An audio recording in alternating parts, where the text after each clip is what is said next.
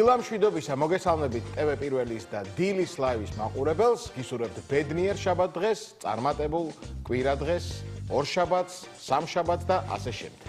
დილამ შვიდობის შაბათი დილა და რა თქმა უნდა დილის ლაივი თქვენთან ერთად არის. ამ ორი საათის განმავლობაში ჩვენს გუნდთან ერთად, ჩვენს არაჩვეულებრივ თანაწამყვანებთან, სტუმრებთან და ჟურნალისტებთან ერთად ძალიან საინტერესო ამბები მოგიმზადეთ, საინტერესო სიუჟეტები მოგიმზადეთ.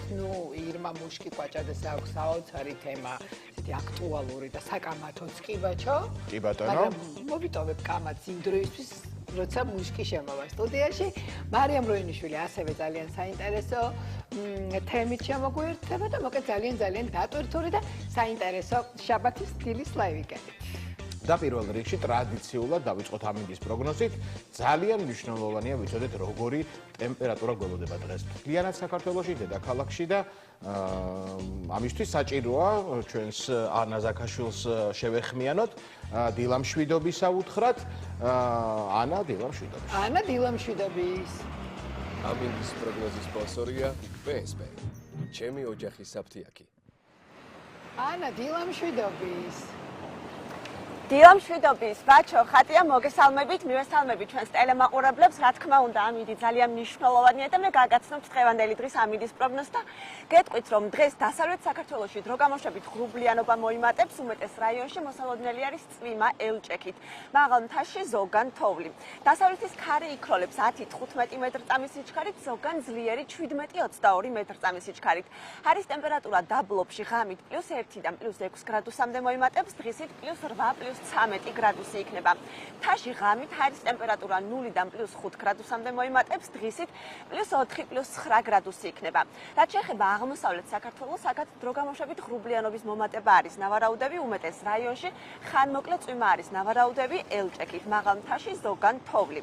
იქროლებს დასავლეთის ქარი 10-15 მეტრწამის სიჩქარით, ზოგან ძლიერი 17-22 მეტრწამის სიჩქარით. არის ტემპერატურა ბარში ღამით +1-დან +6 გრადუსამდე მოიმატებს, დღისით +8-13 გრადუსი იქნება.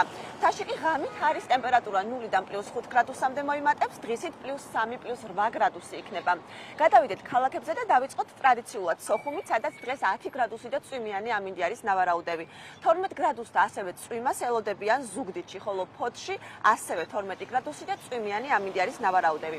გაწვიმდება დღეს ოზურგეთში, სადაც არის ტემპერატურა 11 გრადუსამდე დათბება, 12 გრადუსი არის ნავარაუდები ქობულეთში. ბათუმშიც 11 გრადუსი არის ნავარაუდები, ასევე წვიმიანი და ნალექიანი ამინდი იქნება, ხოლო ახალციხეში 6 გრადუსი იქნება ჰაერის ტემპერატურა და ასევე წვიმიანი ამინდი არის ნავარაუდები. 11 გრადუსამდე დათბება დღეს ქუთაისში, ჰაერის ტემპერატურა, მესტიაში კი 5 გრადუსი და თოვლი არის ნავარაუდები. 9 გრადუსს ელოდებიან სინოპტიკოსები ამბროლაურში, სადაც ასევე წვიმიანი ამინდი არის მოსალოდნელი, ხოლო ცხინვალში 8 გრადუსი იქნება ჰაერის ტემპერატურა. 9 გრადუსი და წვიმიანი ამინდი არის დღეს გორში, თელავში კი ასევე გაწვიმდება და 12 გრადუსს ელოდებიან სინოპტიკოსები. 12 გრადუსი და წვიმიანი ამინდი იქნება დღეს რუსთავშიც, რაც შეეხება ჩვენს დედაქალაქს თბილისს, ჯერჯერობით არ წვიმს, თუმცა ხანმოკლე წვიმას ელოდებიან დღეს. დღის მეორე ნახევრიდან სინოპტიკოსები, ჰაერის ტემპერატურა თბილისში 11 გრადუსი იქნება და მოკლედ ასეთი ამინდი გვაქვს თბილისსა და საქართველოს რეგიონებში. მე დაგემშვიდობებით და ბედნიერ უქმეებს გისურვებთ. დიდი მადლობა ანა. მადლობა ანა. ესე იგი, მცირე წვიმა რა არის ეს არაფერი. ხანდახან საჭიროც არის. გაზაფხულის შხაპუნა წვიმა. წვიმა მოდის, შხაპუნა. ეხლა რა ვქნათ ჩვენ ჩემო ხატია მითხარი. ეხლა იცი რა მაინტერესებს შენ? ამ წვიმიან ამინდში. თამაშობ. არ ვთამაშობ. და ითამაშებ. კი ბატონო. აწმყოში რომ წარსულზე და მომავალზე მაქსაუბარი. მაკიაჟს ხომ იკეთებ? გრიმს კი ბატონო. საგრიმიეროში ეხლა ხო გაიკეთე მცირედი მაკიაჟი? აქ კი ბატონო მცირედი მაკიაჟი. შენ ხარ გათამამებული რომ სპეციალისტები გიკეთებენ, მაგრამ ჩვენ გოგოები ვინც ყოველდღე ვიკეთებთ მაკიაჟს სახლიდან გასვლამდე, ძალიან გვჭირდება ხოლმე რჩევები, ჩემო ბაჩო. როგორ გავიკეთებ საზინა? ამაშია საქმე. მივხვდი ხო, საითაც მიმყავდა საუბარი. აი სწორად რომ პროდუქტების შერჩევაზე და იმ ხრიკებზე უნდა მოგვიყოს თაკოსაზინამ, რომელიც უკავშირდება მაკიაჟს და მაკიაჟის ხელოვნებას, რომელიც გოგოებისთვის განსაკუთრებით მნიშვნელოვანია. რუბრიკის სპონსორია PSP. ჩემი ოჯახის საფთიაქი.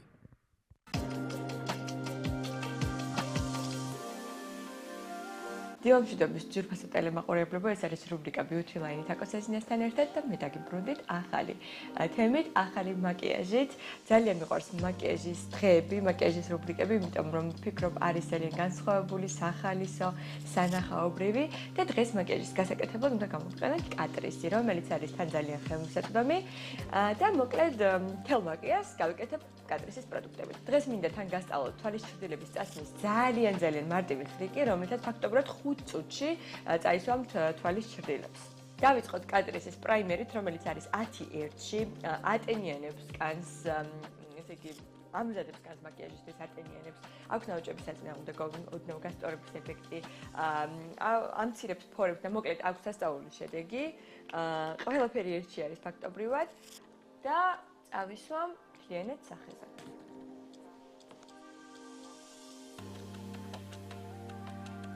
გადავდივარ კატრისის ბრენდიდან, ეს არის ტონალური, HD ტონალური, რომელსაც აქვს საოცარი ეფექტი ხალხო არავს ნაკლოვანებებს, სიცითლეს, გამონაყარს, ლაქებს, აქვს თხელი კონსისტენცია, თუმცა აქვს მატი ეფექტი და ხავერდოვანი ეფექტი აქვს კანზე. ეს არის 0-10 ნომერი, უბრალოდ გაითვალისწინეთ, რომ 0-10 ნომერსაც კი აქვს ცოტა ყვითელი ანდერტონი. შევანჭრიოთ კარგად ბოთლი. გადმოვიტან პროდუქტს ხელზე. ნახეთ როგორი თხელი კონსისტენცია აქვს. როგორც წესი, ასეთი თხელი კონსისტენციის ტონალურები არ გამორჩევა მაღალი დაფარით, თუმცა ეს ტონალური არის გამორჩეული. შემდეგ ავიღებ ასეთ ბუთქუჩა ფუნჯს და დავიტან სახეზე ტონალურს. მინდა რომ კარგად დააფიქსიროს კამერამ, თუ რამდენად კარგად ფარავს შემკანის ბუნებრივ ნაკლოვანებებს, როგორც არის სიწითლე, არაერთგვაროვანი კანი, აჭრელებული კანი და ასე შემდეგ. ეს ის განსხვავება ლუყებს შორის. ტონალური უკვე წავისი და გადავიდეთ კატრისის ასევე ძალიან ცნობილ პროდუქტზე. ეს არის კრემოვანი ბრონზერი, რომელიც გამორჩევა იმით, რომ ძალიან მარტივად იშლება, აქვს ძალიან მსუბუქი ტექსტურა და კარგი ფერი. კრემოვან ბრონზერსაც გადმოვიტან ხელზე, ოდნავ ჩავშლი. სასურველია რომ კრემოვანი პროდუქტები ყოველთვის გადმოიტანოთ ხოლმე ხელზე, რომ დადნეს და შემდეგ უფრო კარგად ჩაიშლება. შემდეგ გავიღებ ფუნჯით და დავიტან სახეზე. უბრალოდ ნახეთ როგორი პიგმენტურია, თუმცა მიუხედავად იმისა, რომ არის ასეთი პიგმენტური, იშლება ძალიან მარტივად. აი ფუნჯის რამდენიმე მოძრაობით. ნახეთ. შეიძლება ითქვას, რომ კარაქივით დნება სახეზე.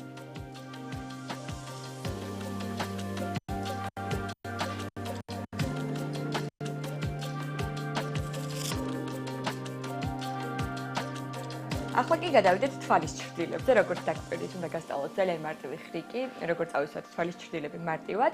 მე აქ მაქვს კატრისის თვალის ჩრდილების პალიტრა, ეთყობა რომ ძალიან ხშირად ვიყენებ, იმიტომ რომ ძალიან მიყვარს, აქ არის ნეიტრალური ფერები, ყავისფერი, ხორცისფერი, ბზინვარი, მათ შორის აი ეს ბზინვარი ძალიან კარგი არის, როგორც ჰაილაითერიც კი და მოკლედ ხშირად ვიყენებ ხოლმე ამ პალიტრას.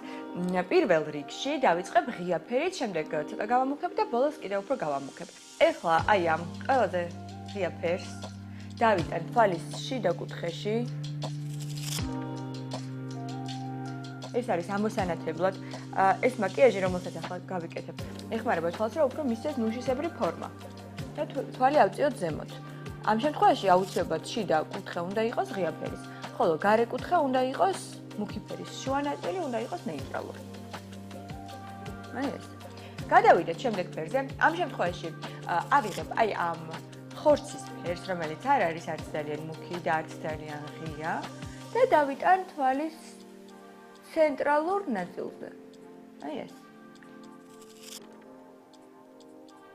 სხვადასხვა კატრის მსგავსი პალიტრები აქვს სხვადასხვა ფერში და ძალიან მომწონს, იმიტომ რომ აქვს თვალის ჩრდილებს რბილი ტექსტურა, შესაბამისად ერთმანეთში ძალიან კარგად იშლება და აი ამ გრადაციას, რაც გვჭირდება ხოლმე თვალის ჩრდილების ჩაშლის დროს, ძალიან კომფორტულად ვიღებ. არ მჭირდება რაღაც დიდი ჩაშლა, რომ მივიღო კარგი გრადაცია.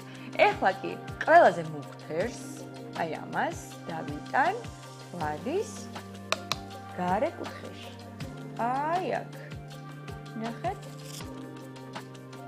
ჯერჯერობით მაქვს მხოლოდ დატანილი ფერები, ჯერ ჩაშლილი არ არის.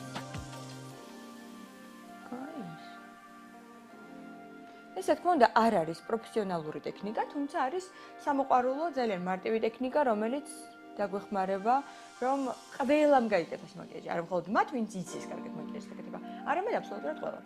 ესეც ასე. ეხლა გადავიდეთ შემდეგ ფუნქციზე, რომელიც არის ცოტა უფრო ესეთი გაფურჩქნული და დავიწყოთ ჩრდილების ჩაშლა. დავიწყოთ გარე ნაწილიდან, გარე კუთხეებიდან. აი ესე და ნელ-ნელა შევიდეთ შიდა კუთხეში. თავარია რომ ამ ჩრდილებს შორის გადასვლა იყოს ბუნებრივი. ანუ აი ასე ზოლებად კი არ იყოს დაყოფილი. არამედ რაღაცა ნელ-ნელა მუქიდან დაიწყოთ და ნელ-ნელა გაღიავდეს. ეს არის ჩვენი მთავარი მიზანი. ცოტა გამოვუგრძელოთ წვერით ბოლოში. ესეც ასე მივიღეთ მშვენიერი მაკიაჟი.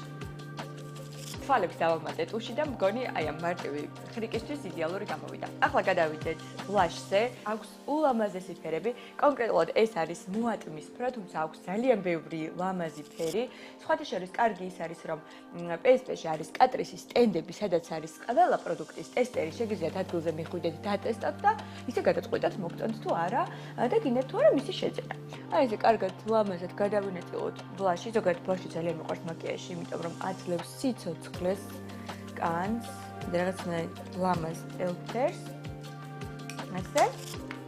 და ბოლოს რა თქმა უნდა ჰაილაიტერი, რომელსაც დავიტან აი ამ ყველაზე ამოწეულ ზვალზე. იმედია ჩანს კარგად კამერაშიც როგორ რეალებს ჩემი ლოყები. დაგვრჩა ტუჩსაცხი, ვფიქრობ წავისვა წითელი ტუჩსაცხი, რომელიც არის, არ ვიცი, ერთ-ერთი საუკეთესო. ჩემთვის ეს ფერი იყო ახალი წლის პერიოდში, ერთ-ერთი ყველაზე საუკეთესო 090 Scandalous Matte ქვია ამ ფერს. და ეხლა წავისვამ და ნახავთ თუ რატომ მიყვარს ასე. უბრალოდ ნახეთ. ესეც ჩემი დღევანდელი მაკიაჟი, რომელიც გავიკეთე კატრისის პროდუქტები და რომლისთვისაც დამჭირდა ზუსტად 10 წუთი. მე დღეს ამით გემშვიდობებით და გისურვებთ ბედნიერ კვირას.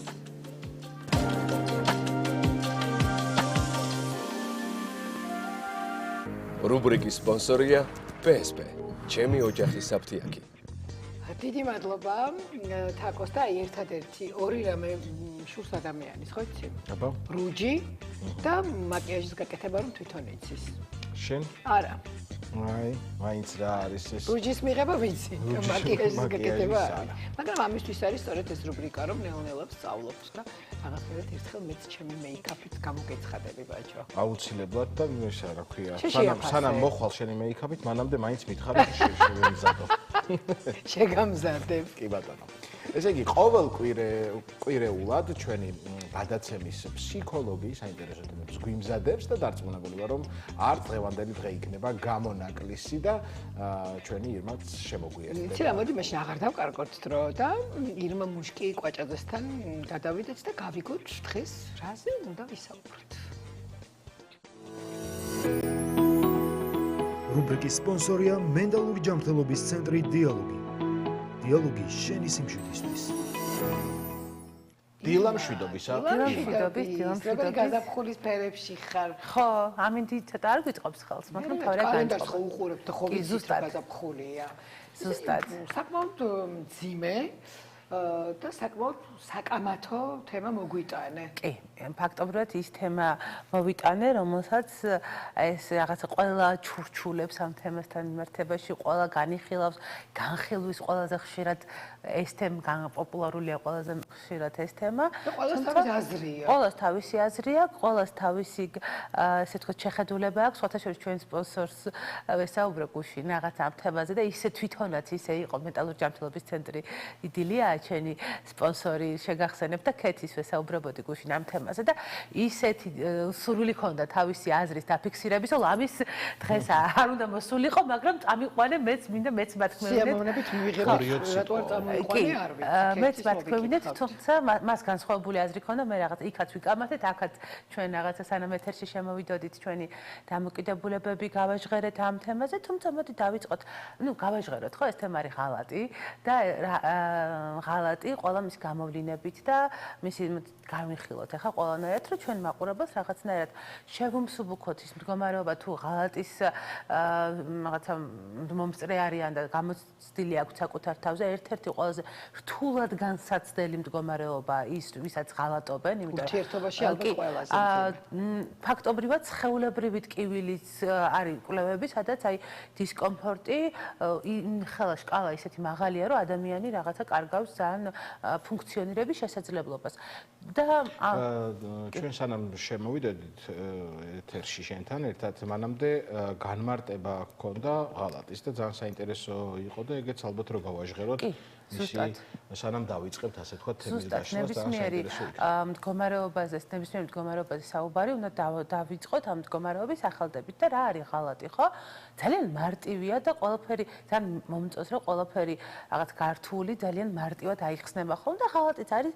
უმარტივესი დეფინიცია აქვს ამას ღალატება არის შეთანხმების დარღვევა შეთანხმების გარეშე ანუ როდესაც ორი ადამიანი ვთანხმდებით რაღაცაზე იქნება ეს სამსახურეობრივი შეთანხმება წყვილთა შორის ხო საერთოდ ლაპარაკი არ მაქვს იქნება ეს თუნდაც სახელმწიფოსთან მიმართებაში ან სახელმწიფოსგან მომართება ჩვენთან მიმართებაში ხო აი ეს მაინტერესებდა ნახე აი გუშინ რომ ვიგეგმებოდით ხო ყველანი ვისხედით და ესეთი საკითხი დაისვა მოღალატე ყველაფერში მოღალატეა მე რაღაცა кейსები მოვიყვანე რომ ჩემთვის არიან ადამიანები სამშობლოს მოღალატეები მაგრამ ოჯახის ძალიან ერთგულები ანუ რაღაცნაირად აი ყველაფერში მოღალატეს ვერ ავყევი თითქოს არ გავყევი მაგრამ სიტყვა მოღალატე უკვე ძალიან ცუდი განაჩენია მაგრამ აი აქაც ალბათ ის მოღალატე რაღაცა სხვადასხვა თემებია მაინც.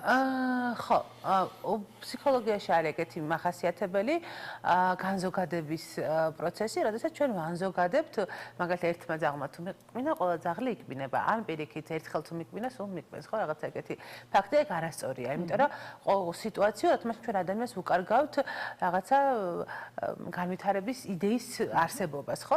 ან ერთხელ თუ უღალატა ადამიანი, ეგეც ყველაზე გავრცელებული მითია, ერთხელ მოღალატე, მერე სულ უღალატებს ადამიანს. დაახლოებით იქ მიმყავდა მეც საუბარი. კი, არ არის ეგრე და არც ის არ არის ამის მტკიცებითი ფორმით. ჩვენ შეიძლება ხა სხვადასხვა ძაღლებზე ვსაუბროთ, მაგრამ ერთი ძაღლის, ანუ ერთი ქმედება, ანუ ერთხელ თუ ვიღაცას უკბინა, იმან შეიძლება კიდევ უკბინოს, მაგრამ შეიძლება არც უკბინოს. ზუსტად, კი. იგივე ძაღლმა. კი, ზუსტად. ამიტომ განზოგადების ესე მტკიცებითი ფორმით საუბარი, რომ რაღაცა აუცილებლად მოხდება ამის თქმის ესეთი საბედნიეროდ ამის თქმის შესაძლებლობა არ აქვს. ვერ მივხვდი ირმას ემპათიას. ძალიან ლამაზად მოგვაწოდა რომ ხო ამბობენ ხოლმე მე ყველა კაცი მოღალატეა როცა გაიგებენ რომ მოღალატა და ეგ ლამაზად მოგვაწოდა რომ ესე არ არისო მივხვდი თუმცა მოდი მაშინ თქვათ და გავაჟღეროთ იქიდან რა დროს ხდება ხო აი წყვილში ან მაინც ასე ყვარლო ურთიერთობებთან დავიდეთ ჩვენ შეგვიძლია განვიხილოთ და თქვათ რამოდენიმე ის პარამეტრი როდესაც არის სხვა ადამიანისთვის სივრცე და ფსიქოთერაპიაში და ფსიქოლოგიაში ითვლება რომ ღალატი ყოველთვის არის შედეგი და არა მიზეზი. ანუ შედეგი იმისი, რაც როგორი დესტრუქციული კონტაქტიც არის აქამდე წყვილში. არის სიმპტომური გამოვლინება იმისი, რაც უკვე ხდებოდა და ეს არ არის ის შემდეგაც იშლება ურთიერთობა. ეს მინდა ძალიან ზუსტად გავიგოთ, ხო? ეს არის უბრალოდ მდგომარეობა, როდესაც ადამიანები ფიზიკურად, ემოციურად, მორალურად ერთმანეთს შორდებიან დროთა განმავლობაში. აი ამ არსებულ ნაპრალს ვერ ამჩნევენ და მე უკვე ეს რაღაცა როცა ხდება ძალიან დიდი და შესამჩნევი და თვალს ვეღარ აუქცევენ გვერდს, შემდეგ არის უკვე ეს ღალატის ფენომენი. ანჯელინა ჯოლის და ბრედ პიტის ფილმი გამახსენდა ბოლოს დაცილებამდე რო გადაიღეს თვითონ რეჟისორი იყო.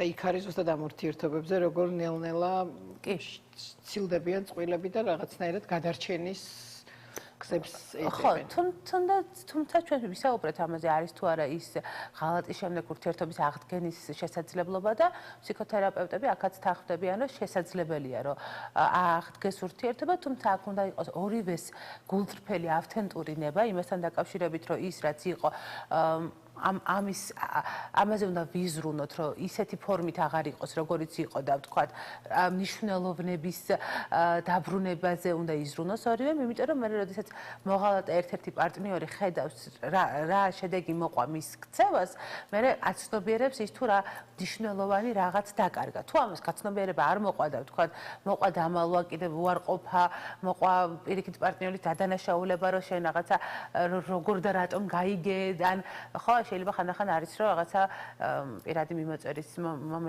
მომენტით გაჟღერდა ან რაღაცა ამ შემთხვევაში თავდაცვის მიზნით მოღალატე პარტნიორი პირიქით თავდასხმაზე გადადის და ხშირად ამ მნახველს ანუ ვიც ეს ინფორმაცია გაიგო ანუ ვისაც უღალატეს იმას ადანაშაულებს რომ შენ არ გქონდა იმის უფლება რომ ჩემი პირადი სივრცე ესე ნუ გენახა ან რაღაცა ხო ეს რა თქმა უნდა არასწორია იმიტომ რომ ნებისმიერი თუმცა სხვისი რა მეორე ნახევრის მესიჯების გაქექვაც არა რა თქმა უნდა მე არ ვსაუბრობ იმაზე რომ ეს ლეგიტიმურია და თუნდაც რაღაც ჩემთვის ისიც მიუღებელია რომ ერთმანეთის რაღაცა სოციალური ქსელის პაროლები ან რაღაცა გქონდეთ მაგრამ ხანდახან არის ისეთი მომენტი რომ ხშირ შემთხვევაში ეგრე ხდება თუმცა აქვე მინდა ვთქვა ის ფაქტიც რომ ღალატის მდგომარეობა არის რაღაცა განსაკუთრებული დეფიციტის შეგრძნება როგორც შეგრძნებიდან გამოწვეული ქცევა.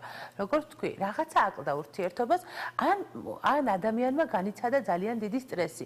და ეს შეიძლება მოხდეს, რამოდენიმე ფაქტორი არის, შემდეგაც სტატისტიკურად შეიძლება იმატოს ღალატის შესაძლებლობა, შეიძლება იყოს ფეხსაყოლაც ხო არ არის ხოლმე ხანდახან. ეს შეიძლება იყოს ზუსტად, ეს შეიძლება იყოს გარემოში ამ ქცევის ლეგალიზაციით გამოწვეული, რომ აი ყველა მოღალატეა და ანუ ამით რაღაცნაირად გაამართლოს თავისი ქცევა.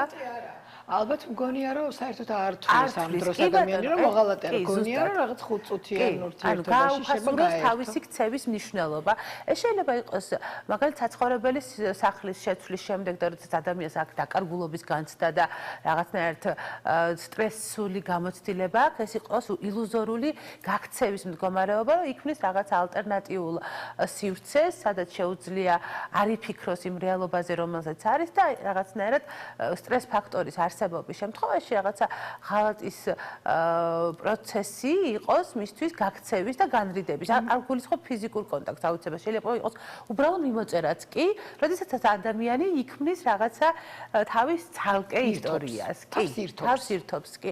და ამ დროს აქ ხდება სამწუხაროდ ჩვეულებრივი ბიოქიმიური მიმოწერა, რომელიც მხოლოდ მიმოწერაში რჩება. არ არის ესეც ღალატია. რა თქმა უნდა, ესეც ღალატია, როდესაც მიმოწერა არის, როდესაც სხვა ადამიანთან იმ ემოციას აზიარებ, რა ემოციაც უშუალოდ შენი პარტნიორისა.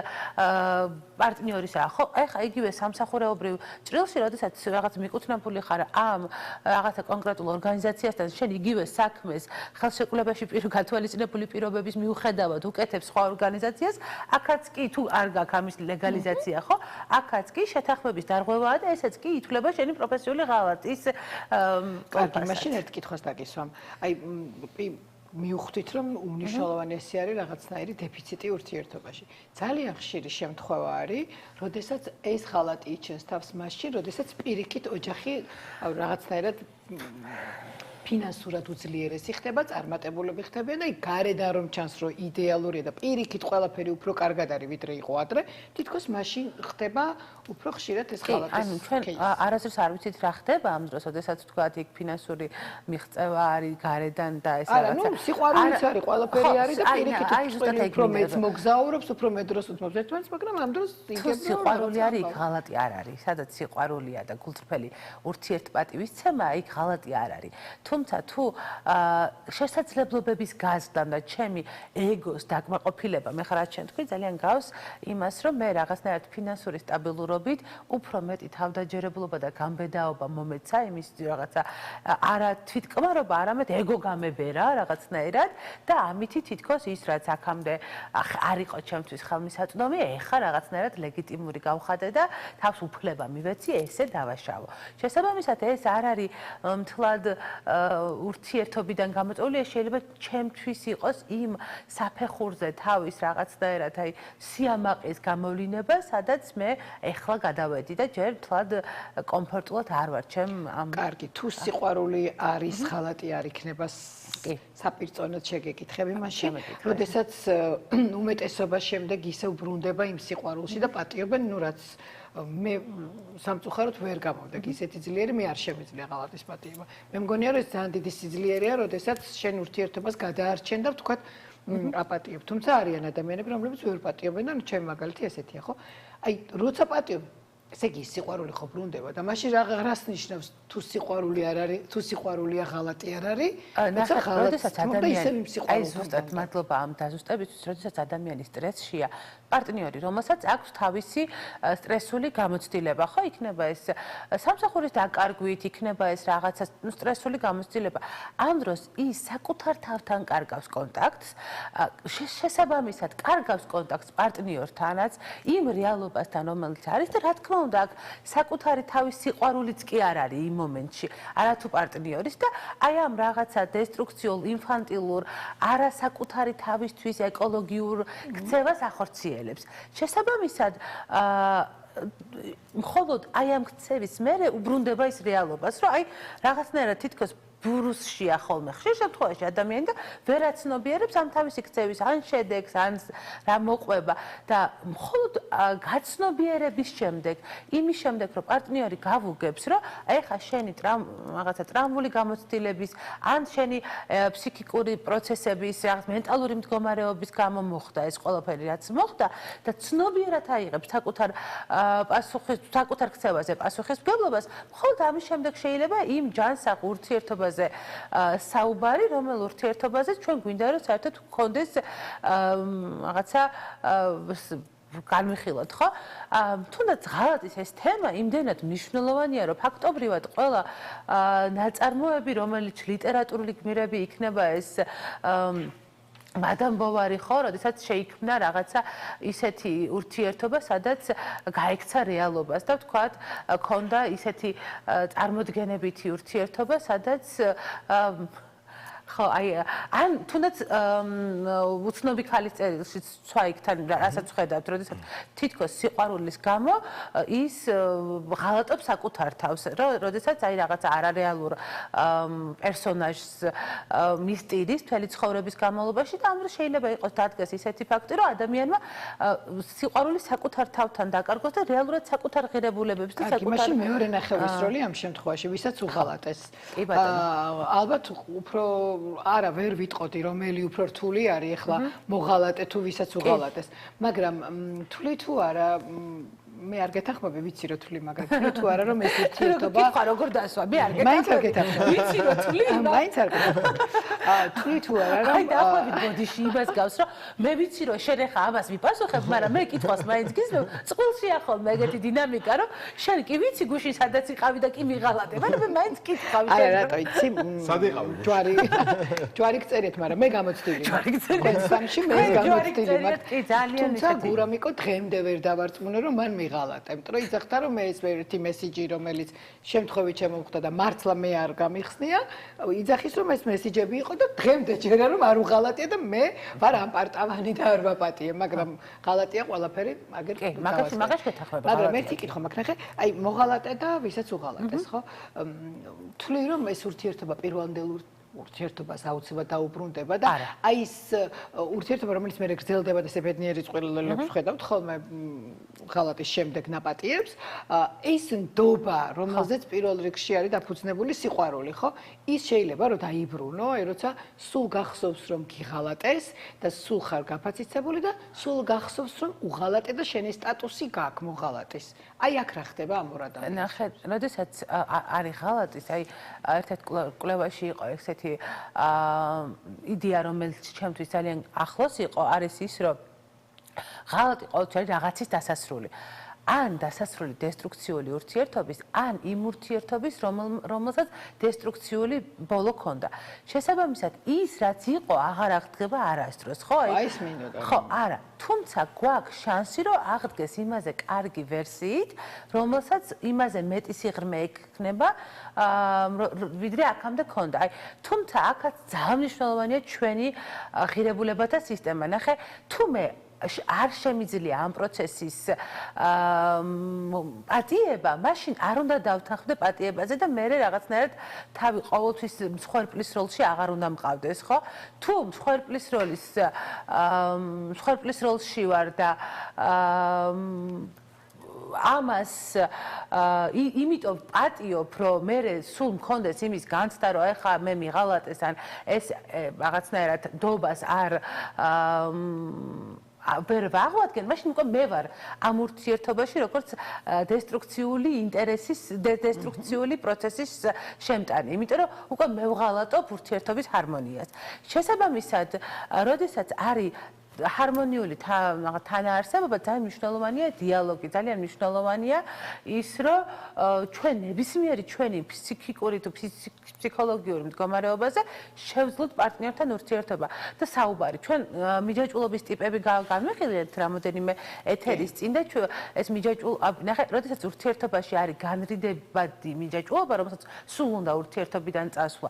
აი ეგეთი ადამიანი ხშირ შემთხვევაში არის რაღაცა არა ემოციურ კავშირში პარტნიორთან. შესაბამისად, როდესაც არის დიდი ემოციური ლუფტი ურთიერთობის პროცესში, ხო? აი აქ შეიძლება ბევრი არასწორი რაღაცით შეივიცოს. იქნება ეს რაღაცა სამსახურეობრივი და დამოკიდებულება და ვთქვათ, ეს ღალატის ობიექტი არა კონკრეტულად ქალი ან ასე შემდეგ იყოს, ხო? იყოს მეგობრებთან რაღაცა ძალიან დიდი დროის გატარება და ამ დროს მქონდეს მე განცდა, რომ მიღალატეს, იმიტომ რომ ჩემი თვის განკუთვნილი დრო და ენერგია სხვაგან.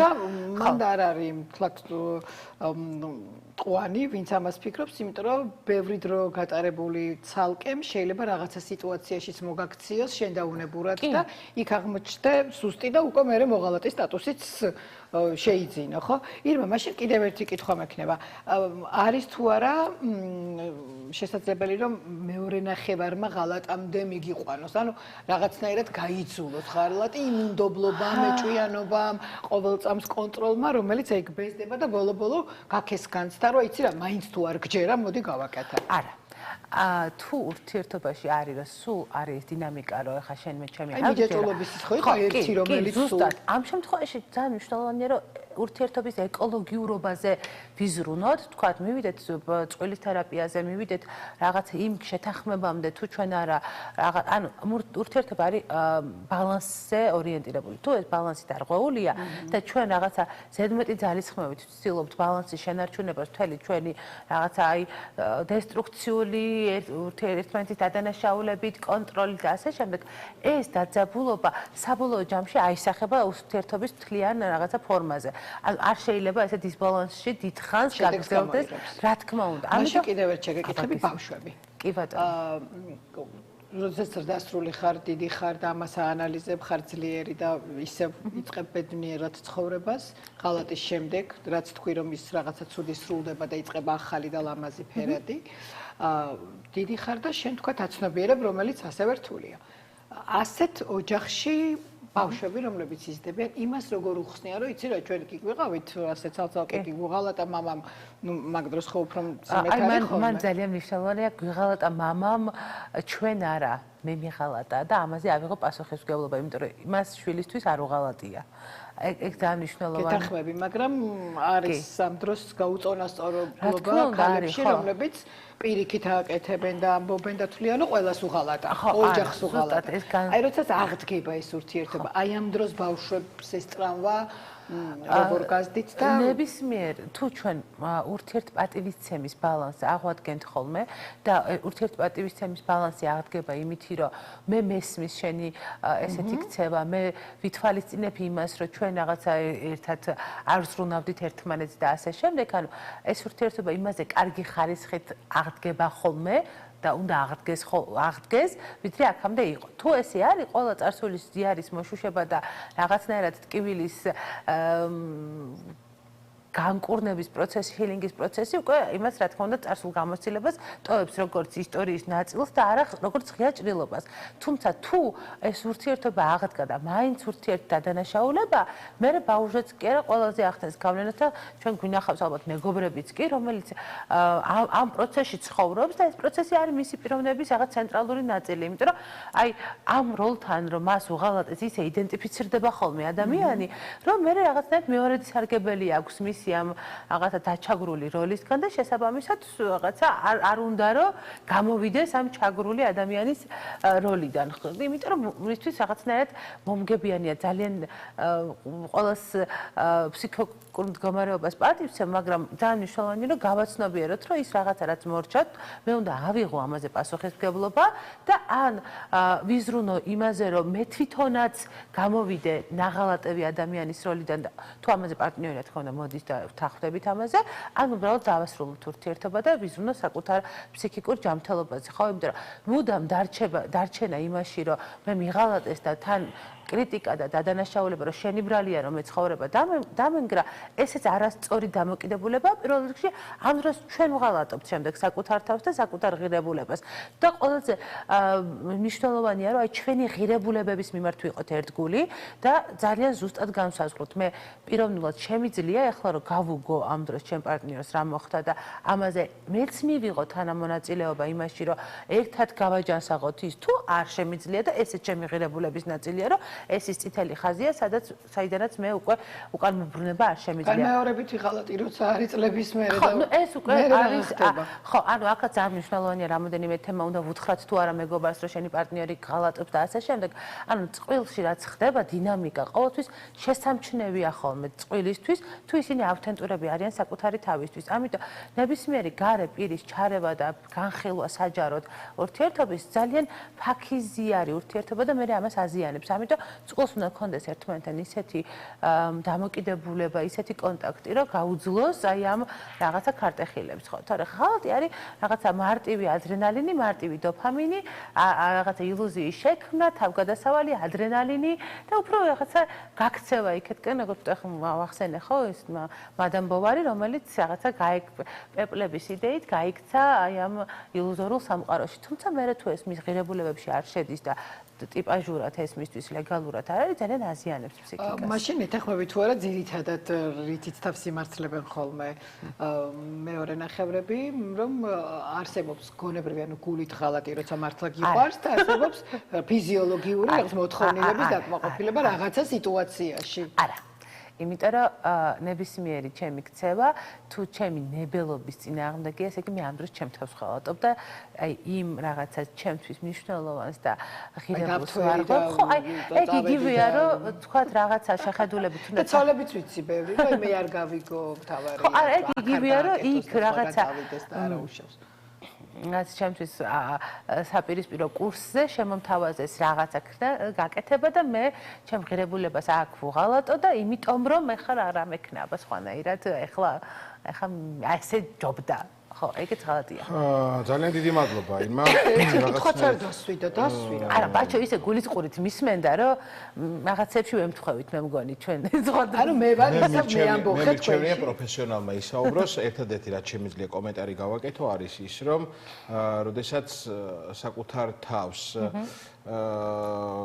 ასე ვთქვათ, საკუთარი პრინციპები, საკუთარი მორალი, საკუთარი სინდისი იცი გესმის და საკუთარ თავთან საუბრობ, საბოლოო ჯამში მგონია რომ ამ საკუთარ თავთან საუბრით და სინდისის ხმის მოსმენის შემთხვევაში ყველა შენს ცხოვრებაში რაღაცა გამოწვევას ასე ვთქვათ სწორად უპასუხებ და ეს სიმყარე რომელიც შემდეგ უკვე მოდის ალბათ ცხოვრებაში ამ სიმყარით ყველანაირ ასე ვთქვათ ღალატი იქნება მეგობრის, სამსახურის, პარტნიორის, სამშობლოს თუ ასე შემდეგ, მგონია რომ უფრო ღირებულებების აირიდებ თავიდან ამ ყველაფერს. ბაჭო, ერთი თქვა და ისე თქვა, რომ მე მაინც მგონია რომ როდესაც ატყობ, რაც არ უნდა მძიმე იყოს ატყობ, შემე მეორე ნახევარს უკვე სხვა უყვარს უნდა გაუშვა და იმასაც უნდა მისცეს საშუალება რომ იყოს ბედნიერი თავის სივრცეში და შენც უნდა აწიო ბედნიერებას, იმიტომ რომ ეს ჭიდაობა და ჭიდილი, ნუ არ ვიცი, მე სუსტი ვარ ამ შემთხვევაში არ შემიძლია და დაბრუნებისთვის ბრძოლები ერთადერთი შემიძლია ქვეყნის ტერიტორიებისთვის ვიბრძოლო ბოლომდე, მაგრამ აი ოჯახში ვიღაც მოსაყვანად ნამდვილად ძალიან დიდი მადლობა, მადლობა ხატია ასეთი ჩართულობისთვის, კი ბატონო. რეკლამაზე უნდა გავიდეთ, ახლა რეკლამის მერე არა, რეკლამაზე არ უნდა გავიდეთ. ძალიან დიდი ბოდიში, ჩემო ბაჭო, შენ გინდოდა ჩემი მოცილება, ასე მადლობით, მაგრამ მე მაინც გავაგრძელებ ჩვენ. ბაჭო, დასვაშე. ტელემაყურებელთან ურთიერთობასთან ძალიან საინტერესო სიახლით. PSP საფთიაქო ქსელში ბავშვთა ჰიგიენის და კვების არაერთი ევროპული პრემიუმ ხარისხის ბრენდია წარმოდგენილი. და რას გვთავაზობს PSP საფთიაქო ქსელი მიმდინარე თვეში ბავშვთა ბრენდებზე და მათ შორის ექსკლუზიურ ბრენდებზეც, რა თქმა უნდა, ჩვენი სიუჟეტიდან გაიგებთ. ჯანსაღი კვება და სწორად შერჩეული ჰიგიენური საშუალებები ჩვენი პატარების უსაფრთხოებისთვის ძალიან მნიშვნელოვანია. სწორედ ამიტომ ბევრი მშობლისთვის სწორად შერჩევა ამ პროდუქტების გარკვეულ საფრთხეებთან და რისკებთანაა დაკავშირებული.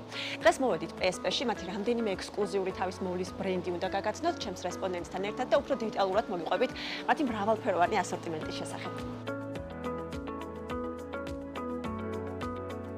ნინი შაუთიძე PSP-ს ბრენდ მენეჯერი არის ჩვენთან ერთად. ნინი, მოგესალმებით. ძალიან დიდი მადლობა მასპინძლობისთვის და მოდი მოვუყვეთ ჩვენს ტელემაყურებლებს PSP-ს იმ ექსკლუზიური ბრენდების შესახებ, რომლებიც თქვენ საფთიაქო ქსელში შეიძლება რომ ნახოთ.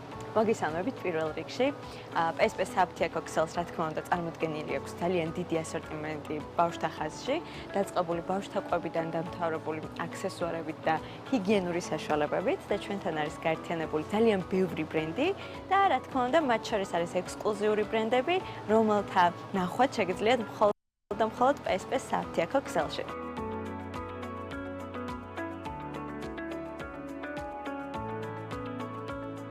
გვაქვს ესეთი ბრენდი დოძია, ეს გახლავთ ფრანგული ბრენდი, რომელსაც წარმოდგენილი აქვს ჰიგიენური საშუალებები ძალიან მაღალი ხარისხის, რომელიც გამოიყენება 0 თვიდან ბავშვებისთვის, გამოიყენება მათთვის როგორც თმისთვის, სხეულისთვის და ასე შემდეგ. ძალიან კომფორტული არის დედებისთვის.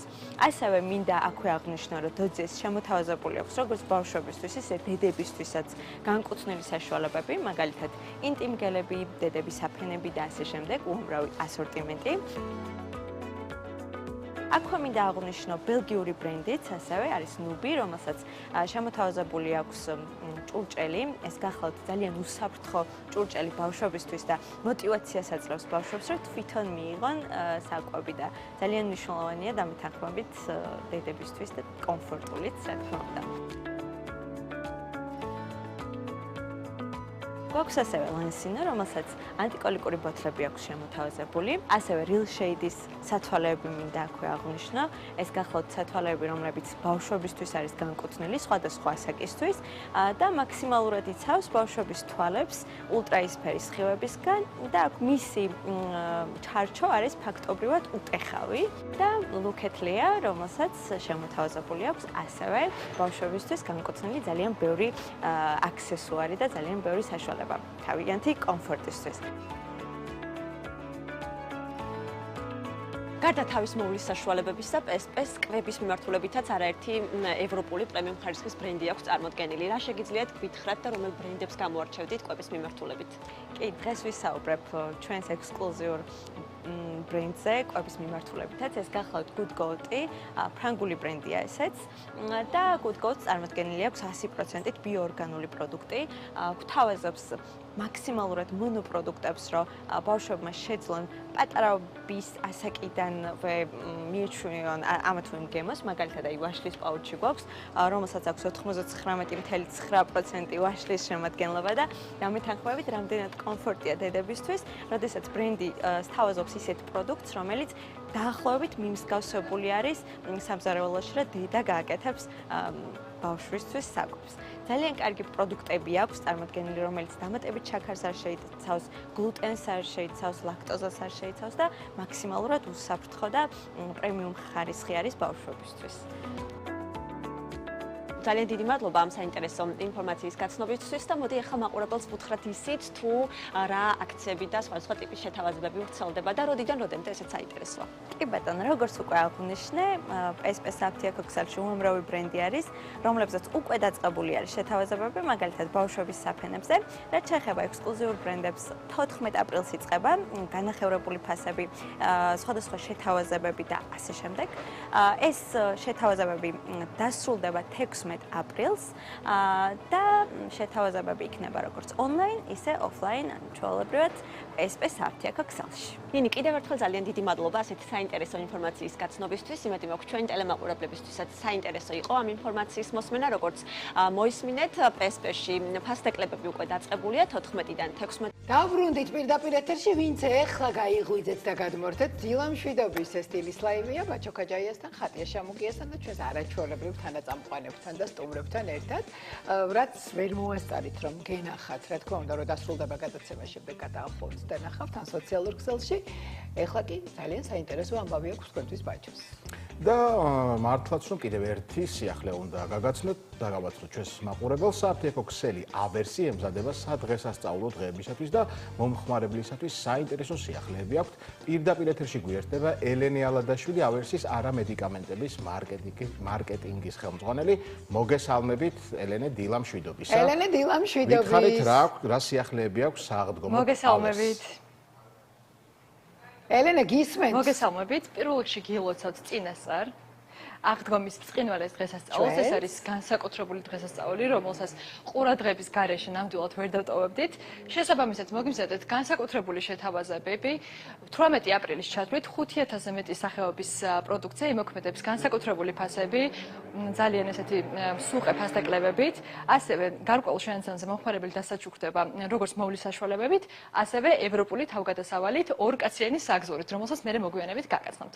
ახლა კი გადავინაცვლოთ პრემიუმ ბრენდების მიმართულებით, რომელშიც წარმოდგენილი არის ფართო ასორტიმენტი სურნელოვანი პროდუქტებით, ეს არის აჰავა, დეკლარი, აკოჯე, დეიმელო, ქირინეს და სხვა მრავალი ბრენდი. და რაც შეეხება დერმატოლოგიურ ბრენდებს, როგორც მოგეხსენებათ, ავერსი არის ერთ-ერთი ფართო და მსხვილი დისტრიბუტორი დერმატოლოგიური ბრენდების მიმართულებით და წარმოდგენილი არის ევროპული და ამერიკული ბრენდები, როგორც არის დერმედიკი, ბაბე, ნორევა, ვიში, ლაროშე, სერავე, ტოპი კრემი და ასე შემდეგ. ახლა კი რაც შეეხება უშუალოდ ესე ვთქვათ წამყვანი ბრენდების რეკომენდაციას, გვირჩევენ რომ მზის გააქტიურებასთან ერთად აუცილებლად ყოველდღიურ რუტინაში დავამატოთ მზისგან დამცავი, რომ ავიდოდოთ თავიდან ნაადრევი დაბერება, ნაოჭები, პიგმენტური ლაქები და ავიდოდოთ თავიდან ზედმეტი გართულებები, რომელიც შეიძლება გამოიწვიოს მზის დამძრობა. მზის დამცავის შერჩევის დროს ძალიან მნიშვნელოვანია გავითვალისწინოთ, რომ მას ჰქონდეს 4 დაცვა, როგორც არის UVA, UVB, ინფრაწითელი, ხილული სხივები და ასევე ძალიან კარგი იქნება თუ ბრენდს იქნება დამატებით, ესე რომ ვთქვათ, wet technology დამატებით ფუნქცია, რაც იმას გულისხმობს, რომ პროდუქტის გამოყენება შესაძლებელი იქნება როგორც მშრალ კანზე, ასევე სველ ნოტიო კანზე. და უფრო მარტივად შესაძლებელი იქნება მისი მოხმარება როგორც აუზზე, ასევე ზღვაზე და სხვა სიტუაციაში. რაც შეეხება უსაფრთხო რუჯს, ეს ცნება აბსოლუტურად მითი არის და არ არსებობს უსაფრთხო რუჯი. ვინაიდან რუჯი უკვე არის კანის, ესე ვთქვათ, მყისიერი რეაქცია მზესთან მიმართებაში. დამცველობითი რეაქცია. არსებობს ალტერნატივა, თუ როგორ შეიძლება მივიღოთ რუჯის ეფექტი უსაფრთხოდ. ეს არის დეცოუს ბრენდი იტალიიდან, რომელიც გვთავაზობს ავტორუჯების ფართო ასორტიმენტს სხვა ფორმით. ის მყისიერ შედეგს გვაძლევს, არ იწებება, არ ტოვებს, ესე ვთქვათ, სიყვითრეს და ძალიან ბუნებრივ ფერს ინარჩუნებს გარკვეული პერიოდის განმავლობაში. ახლა გადავინაცვლოთ თმის მოვლის მიმართულებით, რომელიც ასევე ფართოდ არის წარმოდგენილი ავერსის საფთიაქო ქსელში და იმოქმედებს განსაკუთრებული შეთავაზებები ნებისმიერ აქ წარმოდგენილ ბრენდზე, როგორც არის ვთქვათ, ილსალონე, ელგონი, შაზაი, ვთქვათ, რედკენი, მიელე, ოლაპლექსი და სხვა მრავალი. და განსაკუთრებით სურს გამოყავს სიახლის სახლით უმბერტო ჯიანინის ბრენდი, რომელიც სულ ახლახანს დაგვემა ტავერსის საავთიო ქოქსელში. ეს არის ბრიტანული წარმოების ბრენდი, რომელიც შექმნა ბრიტანელმა ძალიან ცნობილმა, ესე რომ ვთქვათ, სტილისტმა, სპეციალურად ხვეულით მის მოვლის მიმართულებით და გირჩევთ ყველას გამოსცადოთ ეს ბრენდი. ნამდვილად მოგეწონებათ ყველას. ახლა კი გადავინაცვლოთ ჩვენი პატარების სექციაში, ბავშვთა კვების მოვლისა და აქსესუარების მიმართულებით, ასევე ინვენტარის მიმართულებით დაგხვდებათ განსაკუთრებული შეთავაზებები და როგორც ბავშვებისთვის, ასევე მშობლებისთვის იქნება ეს სასიხარულო, რადგან ძალიან ხელმისაწვდომ ფასებში შეძლებენ მშობლები ამ ყველაფრის შეძენას და მთავარი აქცენტი მინდა გავამახვილოთ შიკოს ბრენდზე, რომელიც არის ევროპული წარმოების, კერძოდ იტალიური წარმოების პრემიუმ ხარისხის უმაღლესი ტექნოლოგიების მქონე ბრენდი და წარმოდგენილი არის ფართოდ როგორც ინვენტარი, ასევე მოვლის საშუალებები და აქსესუარები, რომელსაც აქ ხედავთ თქვენ კადრში და რა თქმა უნდა, არ დაგვრჩენია ჩვენი 4 ფეხა მეგობრები ყურადღების გარეშე, დაგვემატა ახალი ბრენდი ბოტანიკა ფეცი, რომელიც ცხოველთა მოვლას კიდევ უფრო გაგიმარტივებთ. შეგიძლიათ შეარჩიოთ მათი მოვლის საშუალებები. და რაც თავარია ბოლოს. ყველაზე მთავარი ის არის, რომ მიმდინარე შეთავაზებებთან ერთად შესაძლებელი არის დასაჩუქრდეთ 2 კაციანი საგზურით ევროპაში. ახლა უკვე მესამე ნაკადი მიემგზავრება და წესები ძალიან მარტივი არის. პირველიდან 15 რიცხვის ჩათვლით ყოველთვიურად შეგიძლიათ მობრძანეთ ავერში და მიიღოთ შანსი 2 კაციანი საგზურით დასაჩუქრებით და გაემგზავროთ თქვენ საყვარელ ადამიანთან ერთად. დიდი მადლობა, ელენე, მოკლედ არ უნდა გავუშვათ რა შანსი ბაჩო იქნებ, მინდა წავიდე საზღვარგარეთ, სამოგზაუროდ. გეძლება შანსი. იქნებ ვიყო. შანსის ფლობელი. ძალიან დიდი მადლობა, ელენე. ელენე, გილოცავთ წინასწარ გილოცავთ აღდგომის ბრწყინვალე დღესასწაულს, სასიამოვნო შაბათ დღეს გისურვებთ. ნამდვილად. ბაჩო. ბატონო? პატარა კითხვა მაქვს შენთან. აბა?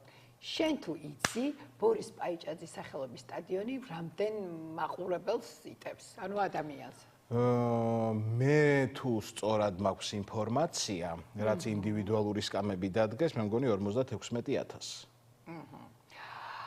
იცი რომ როდესაც შენდებოდა თურმე სტადიონი 100,000 მაყურებელზე იყო გათვლილი. მართლა? და მე რა მოხდა? რა მოხდა, აბა? და მოხდა ის, რაც მოხდა.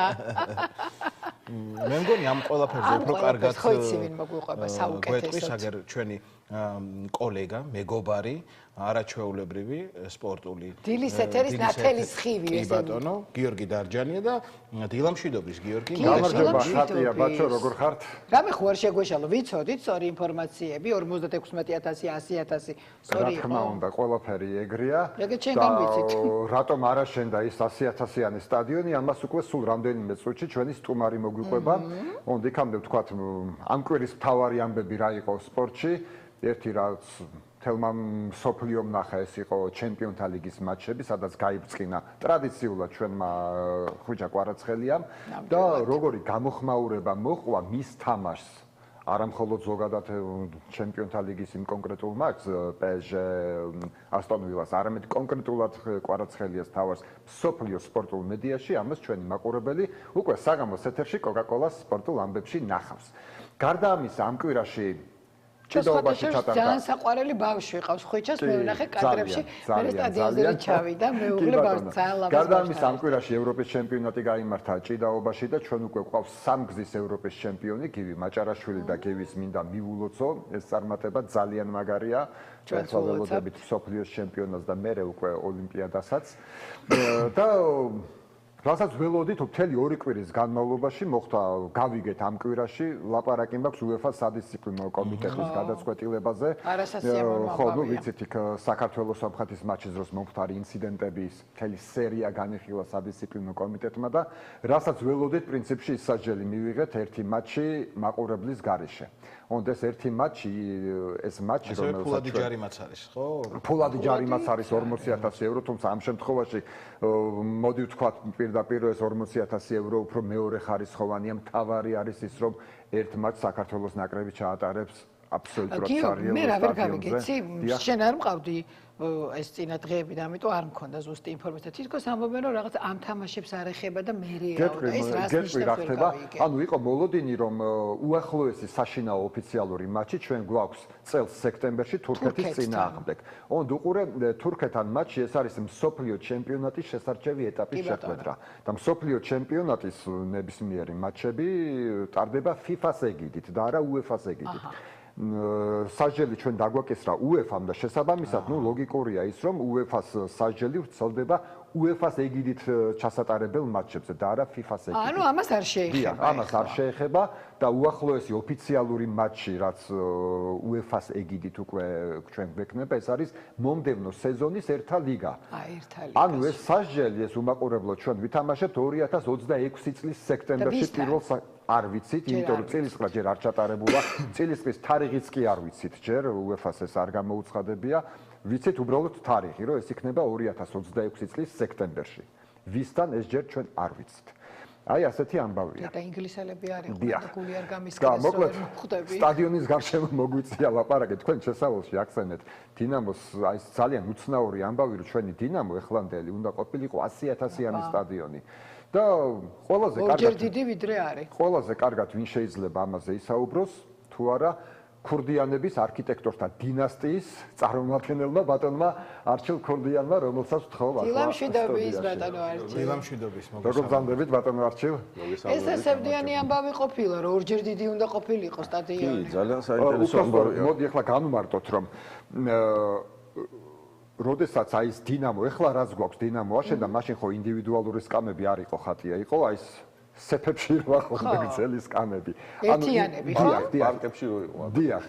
ანუ იმ გათვით ოფიციალური მონაცემებით დინამოს ტევადობა მაშინ იყო 75,000 და ოფიციალურად, თუმცა იქ რეალურად მეტი ეტეოდა და ბატონი არჩილი ამაზე გვეტყვის და ეს როდესაც ბაჩო მახსენა ეს 55,000, ეს არის უკვე მას შემდეგ რაც ინდივიდუალური სკამები დამონტაჟდა. მაგრამ მეტი ეტეოდას გამოვა ხა ჯარიმებს რო მიხდით. არა. ან ცოტა განსხვავებული ისტორია, მაგრამ აი ყველაზე ესეთი უცნაური ამბავი ის არის, რომ 60-იან წლებში, ჯერ კიდევ წინა საუკუნის 60-იან წლებში ხატია ბატონი არჩილის მამამ, გია ქურდიანმა, რომელიც არის ახლანდელი დინამოს არქიტექტორი, დააპროექტა 100,000-იანი სტადიონი თბილისში. წარმოიდგინეთ 100,000-იანი სტადიონი დღესაც სოფლიოში ჩაითვლებოდა ძალიან დიდი მოცულობის სტადიონი და მით უმეტეს წინა საუკუნის 60-იან წლებში. აი ბატონო არჩილ, ეს რომ მოგვიყვეთ, რა მოხდა მაშინ? როგორ გაჩნდა თვითონ ეს იდეა, რომ და თავხედური იდეა, მოდი ასე ვთქვათ, კარგი გაგებით თავხედური იდეა, რომ 100,000-იანი სტადიონი საბჭოთა კავშირის ერთ-ერთ პატარა ქვეყანას, პატარა რეგიონში. მოდი ჯერ ერთ პატარა შესწორებას შევიდეთ თქვენის ნებართვით.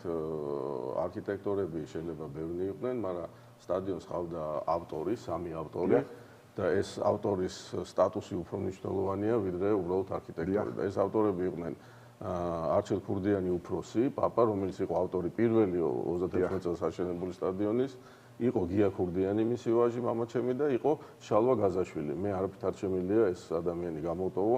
ეს იყო კონსტრუქტორი. შალვა გაზაშვილი კონსტრუქტორი, ინჟინერ-კონსტრუქტორი, ხო? და კონსტრუქტორი და არქიტექტორები ერთად შექმნეს ეს უნიკალური ნაგებობა, იმ პერიოდისთვის მართლა უნიკალური იყო. რაც შეეხება ისტორიას, 36-ში აშენდა, იცით, სტადიონი, ეს იყო პირველი ამიერკავკასიაში ეგეთი დონის და ზომის. ტევადობა რამდენი იყო იმ პირველი დინამო? მაშინ იყო ესეთი დავალება, მოსკოვი იყო საბჭოთა კავშირის დედაქალაქი და ის ავალებდა ყველას და ყველაფერს. და მაშინ დავალება იყო, რომ მხოლოდ 10,000-იანი სტადიონი უნდა ყოფილიყო. აქაურმა მთავრობამ მაშინ პაპაჩემს, ასე თქვა, თვალი ჩაუკრა და უთხრა, მოდი ცოტათი გაზარდეო და იქნებ 15-მდე მიიყვანო. პაპაჩემმა იხულიგნა და 23,000-მდე დააყო. სხვადასხვა იმ დროს თბილისის მოსახლეობა ნეტა რამდენი იყო? ხო არ გვაქვს მონაცემები. არ ვიცი ნამდვილად. ბუნებრივი ახლა გაცილებით პატარა იყო მაშინდელი თბილისი ვიდრე დღეს არის. ანუ ისი თქმა მინდა რომ 23,000-იანი სტადიონი იმ დროინდელი თბილისის ვერანაირად ვერ აკმაყოფილებდა. მაინც ვერ აკმაყოფილებდა და მაგიტომ 56 წელს გადაწყდა რომ 56-ში გააკეთდა რეკონსტრუქცია გაზრდა 36,000-მდე. იმ ძველი სტადიონი. ოღონდ იყო ძველი სტადიონი, ოღონდ დაემატა ლითონის ასაწყობი კონსტრუქციები, როგორც ხარაჩოები როკეტებთან მშენებლობის დროს, ეგეთი სტილის ასაწყობი კონსტრუქციებით მოხდა ტრიბუნების დამატება და 36,000-მდე გაზრდა და იმ წელსვე მოხდა, ასე ვთქვათ, გადაწყვეტილება მიღებული, რომ ეს სტადიონი უნდა მოხდეს რეკონსტრუქცია. იმიტომ რომ უკვე იმ პერიოდში აი ორგანიზაციებიდან იყო ხოლმე მაშინ ესეთი მოთხოვნები, რომ აი ჩვენს სამინისტროს ან ჩვენ ქარხანას ან ჩვენ რაღაცას ჭირდება თქვა 1000 ბილეთი ან 5000 ბილეთი და ასე შემდეგ. ორგანიზაციების მოთხოვნა იყო 100000. თითოეულ თამაშზე და ინდივიდუალურად კიდე ვინც არ იყო მიბმული თქვა რაღაც ორგანიზაციებთან კიდე რამდენი, ანუ იყო ძალიან დიდი მოთხოვნა. და ეს იყო ხრუშჩოვის პერიოდი და ხრუშჩოვის პერიოდის დროს იყო ხრუშჩოვის მიერ აკრძალული საბჭოთა კავშირის ტერიტორიაზე ყოველგვარი სპორტული ნაგებობის შექმნა. ხრუშჩოვს არ უყვარდა დიდი სივრცე. პატარ-პატარა სივრცე. იცით რა, მაშინ ნუ სხვა პოლიტიკა ქონდა, მას ეტყობა საცხოვრებლების აშენება, ბარაკების მოშორება და ნუ თავის მხრივ სწორი გადაწყვეტილება იყო და ალბათ სწორი იყო იმ პერიოდში, მაგრამ რა დააშავა სპორტმა, ხო? მაგრამ მაშინ ესეთი სიტუაცია იყო, რომ მოსკოვში 4 სტადიონი 4 მატჩის დროს იმდენი ბილეთი არ იყიდებოდა და იმდენი ხალხი არ მოდიოდა და იმხელა თანხა არ შედიოდა ბიუჯეტში, როგორც თბილისში ერთ სტადიონზე ერთი თამაშის დროს. და ამან მოსკოვს 4 გუნდი ყავდა საბჭოთა კავშირის პირველობაში. სპარტაკი, მოსკოვის დინამო, ტორპედო, CSKA. ხო. და ალბათ მოსკოვზე დიდი სტადიონი არც არსად არ უნდა ყოფილიყო მათი პოლიტიკა. მაგაზე მე ცალკე მეთქვი. და სწორედ მაგიტომ გამონაკლისის სახით მიეცა საქართველოს უფლება რეკონსტრუქციისა. ახლის აშენების უფლება არ მიეცა. რეკონსტრუქციის, ანუ მაინც თავის დადგენილებას ვერ გადაახდა ვაცემული ხრუშჩოვი. და 56 წელს დაიწყო ამ სტადიონის პროექტირება. მატჩები მიდიოდა, თამაში მიდიოდა 64 წლამდე თუ არ ვცდები და მაგრამ მიდიოდა 8 წელი მიდიოდა პროექტირება და მერე 12 წელი მიდიოდა მშენებლობა. პირველად, ესე იგი, პირველი პროექტი იყო 100.000-იანი სტადიონი, ეს იყო 3 იარუსიანი, თლიანად ნარჩუნდებოდა ეს ძველი 26 წლის სტადიონი ინტერიერში ნარჩუნდებოდა. გარშემო ეს პილონები შენდებოდა გარშემო და იმის თავზე მიდიოდა სტადიონი თავის გადახურვით და ყველაფრით. და რაც საინტერესო იყო, იმ სტადიონში იყო გათვალისწინებული ევაკუაცია მაყურებელთა პანდუსებით, რაც ძალიან მნიშვნელოვანია. დღეს არ გვაქვს ეს. დღეს არ გვაქვს. ფსიქოლოგები სხვა შორის ძალიან დიდ მნიშვნელობას ანიჭებენ ეგეთ საკითხებს და იძახიან, რომ ეს პანდუსი და ესეთი დორე ჩასვლა აწყნარებს მაყურებას, მოიგო წააგო მნიშვნელობა არ აქვს, აწყნარებს და უფრო მარტივია ვიდრე ეკიბეებზე საფეხურები ბანაკი და ასე. ამდენი ხალხის მასა წარმოიდგინე კიბეს რომ აღელვებული, მნიშვნელობა არ აქვს წააგე თუ მოიგე, ხო? ხო. მაგრამ კომისია ერთ-ერთ რაღაც მშენებლობის პროცესში უკვე აშენებული იყო ნაწილი. თან 3 იარუსი, ახლა გვაქვს 2 იარუსიანია ჩვენი დინამო. მოსული იყო, ჩამოვიდა მოსკოვიდან კომისია შესამოწმებლად და თქვას რომ ბატონო? ჩვენი მთავრობის ხელმძღვანელი. ჩვენი მთავრობა იყო ჟავანაძე. ჩამოვიდა მოსკოვიდან კომისია და თქვენ ხო არ გაგიჟდითო დაახლოებით აი ესეთი ტექსტი იყო. მხოლოდ მოსკოვში შეიძლება იყოს. მაგრამ კრემლიც აგვიშენეთო ეხა თბილისში. საბოლოო ჯამში მოსკოვში თუ არ ვცდები ლუჟნიკები იყო 104 თუ 107.000 და კიევში იყო, კიევის სტადიონი იყო 100.000-იანი. დანარჩენი ჩვენ ვითვლებოდით რაღაც უფრო ესეთ მეორე ხარისხოვნად და მოკლედ აკრძალეს 100.000-იანი. ნუ ამან გამოიწვია ის, რომ ის არსებული კონსტრუქციები 3 იარუსიანის და 100.000-яნის დაინგრა, მაგრამ მამაჩემმა გააკეთა ერთი ხულიგნური ნაბიჯი. სანამ მაგას მოყოვეთ ბატონო არჩევ. ანუ მოსკოვის ნებართვის გარეშე უკვე დაწყებული იყო ეს მშენებლობა. რანაირად იცით რა, მოსკოვი აფინანსებდა. მოსკოვი აფინანსებდა, მაგრამ პროექტი თანხდებოდა აქ. აქაური მთავრობა რა თქმა უნდა ყვაყოფილი იყო და ბედნიერი იყო. მაგრამ მოსკოვმა დასვა ესეთი საკითხი, რომ ან შეამცირებთ, ან ფინანსირებას არ მიიღებთ და დაგჭებათ ეს არმატურები, ასე ვთქვათ, ესეთ მდგომარეობაში და საერთოდ არ მიღებდა სტადიონი. ამან გამაკვირვა, რომ ანუ ეს 100.000-იანი მშენებლობა დაიწყო ისე, რომ კრემლმა არ იცოდა, რომ 100.000-იანს აფინანსებდა. კრემლს წარუდგინეს ხარჯთაღრიც ხო რა თქმა უნდა და ისინი დათანხმდნენ და ხო ეტყობა, არ ვიცი ახლა ეს როგორი იყო მაშინ. კარგად არ ჩახერხდა. მაშინ პატარა ვიყავი, შეიძლება საერთოდ არც ვიყავი. ჯერ და იმათმა ისინი დათანხმდნენ ამ თანხაზე, მაგრამ რო ჩამოვიდნენ და რო გაიგეს, იქ უკვე პოლიტიკური თემა იყო, რომ 100.000-იანი თბილისში ამ ხელა საბჭოთა კავშირის განაპირა პროვინციაში, ასე აღიქვამდნენ, შენდება ამ წარმოუდგენელი ზომის სტადიონი, ხო? იცით რა, როდესაც აი ეს მაკეტი არის სწორედ აი ხათი აი ეს არის მაკეტი სწორედ იმ 100,000-იანი სტადიონის კი, ეს არის სწორედ ეს მაკეტი და ეს არის სხვათა შორის ხელით შესრულებული, ну მაშინ კომპიუტერი არ იყო, ეხლა რომ რენდერებს ეძახიან, ანუ იხაზებოდა ფანქრით, შემდეგ შემოვლება ტუშით, კალმით და შემდეგ იფერებოდა აკვარელით. აი ის არის ჩვენ არქივში დაცული ერთ-ერთი ყველაზე უნიკალური ნახაზი, რომელიც აი ხელით გაფერილი და ხელით გაკეთებული. და მან პანდუსები ჩანს სწორედ, დიახ. ეს პანდუსები რატო ვეღარ იმ კონსტრუქციაში ახალ სიტუაციაში ვერ და მოკლედ ამ შემცირებამ გამოიწვია ის, რომ მოხდა ამ ძველი სტადიონის დანგრევა, რაც თბილისის საზოგადოებისთვის იყო ძალიან მტკივნეული. მე ვიცი რომ მამაჩემს წყევლიდან იყო სუფრები, სადაც იწყებოდა მამაჩემის წყევლით, აი მაყურებლები და შემდეგ, იმიტომ რომ შვილი უნგრევს მამას სტადიონს, აი ესეთი ეგრე აღიქვა ნაწილმა საზოგადოება. კი, რა თქმა ახალ თუ უშენებს და უკეთეს ну მე კი ლოცავდნენ, მაგრამ დასაწყისში იყო. ხო, სენტიმენტური რაღაც განწყობები ქონდათ ბუნებრივი. ეს არის უბრალოდ სტადიონი და უბრალოდ სადაც ბურთი გორაობდა. ხო, რა თქმა უნდა, იქ ისტორია ეხლაც არის სტადიონი. მე ვთვლი რომ რაღაც საკრალური ადგილია სტადიონი საერთოდ. და შემდეგ ну დაინგრა ეს სტადიონი. თუმცა რაღაც ფრაგმენტები არის შემორჩენილი. იცით რა 36 წლის სტადიონის მამამ და პაპამ ყველანაირად შეეცადეს ეს თაღედი დაეტოვებინათ, რომელიც აი დირექციასთან და ცენტრალური შესასვლელის მარჯვნივ არის შენარჩუნებული. მე ჩვენ რო გავაკეთეთ 2006-ში და მე ვაჭრთან ერთად 2015-ში რეკონსტრუქციები, მაშინაც შევეცადეთ რომ ხელი არაფერი არ გვეხლო ამისთვის და შეგვენარჩუნებინა. მაგრამ უმთავრესი ნაწილი დაინგრა, ძალიან ლამაზი თაღი, ცენტრალური თაღი დაინგრა, ფილმებსაც იღებდნენ გიორგი სააკაძემ მგონი გადაღებული. და ტრიუმფალურ თაღს ცალკე მაგალითად კოლიზეუმს ცალკე მაგალითად ძალიან ლამაზია. ისეთი იყო. და შემდეგ დაიწყო ამ მშენებლობა 75,000-იანის. აქაც ახლა მამამ ესეთი ფოკუსი გააკეთა, რომ მაშინ უკვე შეიძლებოდა აი ინდივიდუალური სკამები, ჩვენ სახელოსნოში ქონდა პლასტმასის სკამი, ახალი შემოსული იყო, მაგრამ მამამ უარი თქვა ერთი მიზეზის გამო, რომ სოფლიოში იყო მაგ დროს უკვე ინდივიდუალური სკამები. ჩვენ ქონდა მე მახსოვს კიდევაც ესეთი რაღაც ღია მომწვანო ფერის იყო რაღაცა ესეთი ძალიან უნიჭო და ესეთი, მაგრამ ნუ ერთ-ერთი პირველი. ყოველ შემთხვევაში შემოთავაზება იყო. და მაშინ მამამ აი როგორც გიორგიმ თქვა, ესეთი ფიცრებისგან გააკეთეს სკამები და დანომრეს, მაგრამ დანომრეს მამამ აღმოაჩინა, რომ გერმანიაში ყველაზე დიდი ზომის, ასე ვთქვათ, სკამები არის ხოლმე გათვლილი. დიდი ზომის ადამიანებზე გათვლილი. დიდი ზომის ანუ ამ ადამიანებზე და შემთხვევაში პირიქით არის, ვერ იგებ ადგილს, ხო?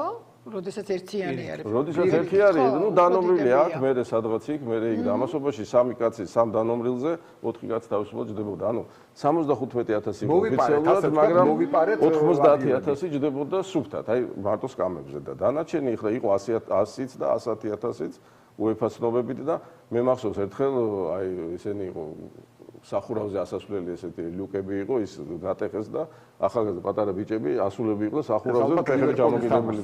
ალბათ ლივერპულზე. ლივერპულზე იყო, მე მგონი თუ არ ვცდები რა. თუმცა მე როგორც ვიცი, ყველაზე დიდი დასწრება სტადიონზე ქონდა პირველად ლივერპული რო ჩამოვიდა თბილისში, 3-0 რომ მოვუგეთ. წვიმაში და მეორე იყო უკვე 90-იანებში გერმანიის ნაკრები როდესაც ჩამოვიდა, იქ ნამდვილად იჯდა 100,000-ზე მეტი ადამიანი. კი, მაგრამ მაშინ სახურავზე არა. სახურავზე არა უკვე აღარ. მე რომ ვიყავი ინგლისის თამაშზე, აქ მაშინაც წარმოუდგენელი რაოდენობა იყო. გერმანიაზე ბევრად მეტი ხალხი იყო.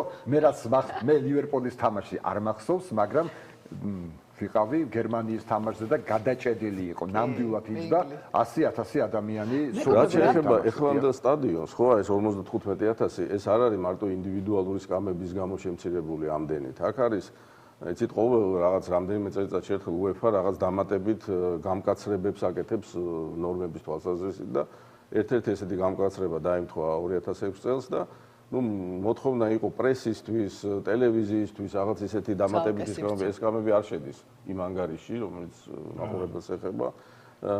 ეს მე მეხება უშუალოდ რომ მქონდეს გაუმჯობესებული დასაჯდომი ადგილების შემდეგ ეს skybox-ები გარშემო ხო წარმოიდგინეთ კაცი ზის, ნაყიდი აქვს ლოჟა და წინ ვიღაცა უზის, ხო ეს გამორიცხული. ამიტომ ბოლოს 3 რიგი ფაქტობრივად თელ წრეზე მოიხსნა და ასე შემდეგ. ამიტომ ამაყოლა წინ არის სტუმრებისთვის ადგილები, სადაც არის ძალიან დიდი დაშორება. სკამებს შორის ამ თავისუფლად გადიხარ იქ. ანუ არის რაღაც კი არის ეგეთი შიშუმო პირებისთვისაც საკმაოდ დიდი ფართი ჭირდება იქ ვინც არიან ასე ვთქვათ უნარშეზღუდულები ეტლებით და ასე შემდეგ. მეგობრებო, რა მაინტერესებს იცით, აი სანამ შენდებოდა, მაშინ თამაშები სად ტარდებოდა ის პერიოდი ხო არ იყო სულგაჩერება? ლოკომოტივი.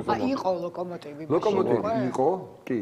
უნდა ეხლა რაც არის ეს უკვე ჩვენ დროში ასე ვთქვათ აშენებული. ეს ახალი ლოკომოტივი. ეს ახალი ლოკომოტივია მის ადგილას, ზუსტად მის ადგილას იყო ძველი ლოკომოტივი მეც მახსოვს, ძველი სტადიონი მახსოვს. უკვე ეს ვაჟო გიორგი იცი რა თუ გვაქვს ერთი წუთი კიდე ვიტყვი, როდესაც იყო საუბარი რეკონსტრუქციაზე, რომ ახლის აშენების უფლება რო არ მოგწეს, იმიტომ რომ ახლის აშენებაზე თავიდან იყო ეს მოთხოვნა და სანამ ისინი გვეტყოდნენ რომ არაო, იყო ძებნა ტერიტორიის სადაეშენებინათ ახალი სტადიონი, მაგრამ შემდეგ, როდესაც გვითხრეს რეკონსტრუქცია, ესე იგი მოსახლეობა, მთავრობა ყველა იწევდა ლოკომოტივისკენ. ამ სტადიონის ხელისხლება არ უნდათ რა. მაგრამ ამ ლოკომოტივის სტადიონის ლოკაცია იყო ცუდი, ჩიხური. და ჟავანაძე, რომელიც მიდიოდა თავის ლიმუზინით, ცეკას პირველი მდივანი, პირველი ადამიანი მიდიოდა ფეხბურთზე, ლოკომოტივზე პირველი მატჩი მოусმინა რადიოში მანქანაში, იმიტომ რომ ვერ მიაღწია იქამდე. იქ მიდიხარ და მე მოდიხარ, ესეთი ჩიხური სიტუაცია და რაღაც ისეთი ამის გამო დატრია და ავიდა უკან თავისთან ცეკაში და მოაწერა ხელი რომ დინამო. კარგი, ბატონო არჩი, მე მგონი ყველაზე მეტად ამ წუთას რა საინტერესებს ჩვენს მაყურებელს. ამ წუთის მდგომარეობით რა ხდება დინამოზე, როგორია მისი მდგომარეობა? ნუ მოდი ორი სიტყვით გეტყვით, 76 წლიდან მისთვის ხელი არავის არ დაუკარებია. 2006-ში როდესაც გაკეთდა რეკონსტრუქცია, მაშინ ეხლანდელი სამხარაული, მაშინ ზავრიევის ინსტიტუტი იყო, იმათ ექსპერტიზა ჩაატარეს, დაწერეს ექსპერტიზა რა არის გასაკეთებელი, დასამაგრებელი. ჩვენ, როგორც ავტორო ჯგუფმა და საავტორო უფლების მფლობელებმა, გავაკეთეთ რეკონსტრუქციის პროექტი, როგორც არქიტექტურული რეკონსტრუქციული გამაგრებები. მათ შეუთანხმეთ, მოვაწერინეთ ხელი, რომ ეს ყველაფერი სწორია და ესე გავამაგრეთ ეს სტადიონი. მაგრამ ვინაიდან იქ არის 76 წლის სტადიონის ნაწილი, რომელთანაც კითხვა არავის არ გასჩენია არც მანამდე და არც დღეს და არის პირველი იარუსი, რომელიც არის 36 წელს აშენებული და ფაქტიურად ეს 36 წელს აშენებული ისე გავამაგრეთ, რომ იმათ თავისი თავი უჭირავს. ანუ ის არაფერს არ იჭერს. პირველი იარუსის ტრიბუნაც კი ზედაფილა ერაზეც არის სკამები ინდივიდუალური დამაგრებული, ეს არის ახალი რკინაბეტონის ისა, რომელიც ცალკედ გარებზე დგას და ანუ მანდაც წესით კითხვა არ უნდა იყოს, მაგრამ ჩვენ პროექტში ჩავწერეთ აუცილებელი მოთხოვნა. ეს ეხება ადმინისტრაციას, მთავრობას, საექსპერტო ჯგუფს, რომ ყოველწლიურად მოხდეს ამის ექსპერტიზა და ყოველწლიურად ხდება ექსპერტიზა, რაღაც გარკვეული შეიძლება კვანძზე რომელიღაცა ექსპერტს გაუჩნდეს ეჭვი, ხდება შესწავლა, ხდება მისი გამაგრება და ასე შემდეგ. ეს არის ესეთი პროცედურა, რომელიც, როდესაც გაქვს ესეთ ძველ შენობასთან საქმე, აუცილებელი პროცედურა, ამიტომ ამაში მე არაფერს რაღაც ისე ვახდე და ყოველ შემთხვევაში ის რომ ისტორიული ძეგლია. თელი სტადიონი. ნამდვილად ისტორიული ძეგლია ხათი. ძეგლია რა თქმა უნდა. ნუ სამწუხაროდ რატომაც არაფრით არ ეღირსა მიენიჭოს მას ძეგლის სტატუსი რატომაც, მაგრამ ნუ ალბათ ოდესღაც ალბათ უდავოდ ძეგლია. ხალხმა მიანიჭა. უდავოდ ძეგლია, კი. ყოველ შემთხვევაში აი ესეთი ვითარება რაც შეეხება მდგრადობას. არის რაღაცა კვანძები, რა თქმა უნდა, ჯობია რომ მოხდეს თქვა პირველი იარუსის რაღაც ხვანერად უფრო რადიკალურად შეცვლა ან გამაგრება ან გამოცვლა ან თავიდან აშენება, არ ვიცი, ეს ყველაფერი შესაძლებელია, რა თქმა უნდა, ეს დამოკიდებულია ფინანსებზე, დამოკიდებულია სურვილზე და ასე შემდეგ, რა და შესაძლებლობებზე. მაგრამ ამ ეტაპზე ეს ესეთ მდგომარეობაშია. ბატონო არჩი, უღრმესი მადლობა ამ ძალიან საინტერესო დიდი მადლობა რომ საუბრის და ისტორიული ექსკურსისთვის. ბატონო არჩი, თითოეული შესვლა თითოეულ მატჩზე რა ემოციას ბადებს მისთვის ამ სტადიონზე ყოფნა. კი და იმიტომ რომ ძალიან ძნელია წინათაობის ადამიანის გაკეთებულ შენობას შენ რო რაღაცას ხელს ახლებ და უკეთებ რეკონსტრუქციას ძალიან ძნელია. ნამდვილად. მე გზნობდი და ჩემი ვაჟიც იგივე ზნობს. ძალიან დიდი მადლობა გიორგი. ჩვენ მომავალ შაბათამდე დაგემშვიდობები. სულ გამარჯვებები და გამარჯვებები მიხილავთ. ამინ. მომავალ შაბათამდე დაგემშვიდობები. მადლობა ბაჭო ხატია. ჩვენ რეკლამაზე უნდა გავიდეთ, რეკლამის მერე ძალიან მალე დაგიბრუნდებით მარიამ როინიშვილის რუბრიკით, ასე რომ დაგვაგონდეთ არ გადასცეთ.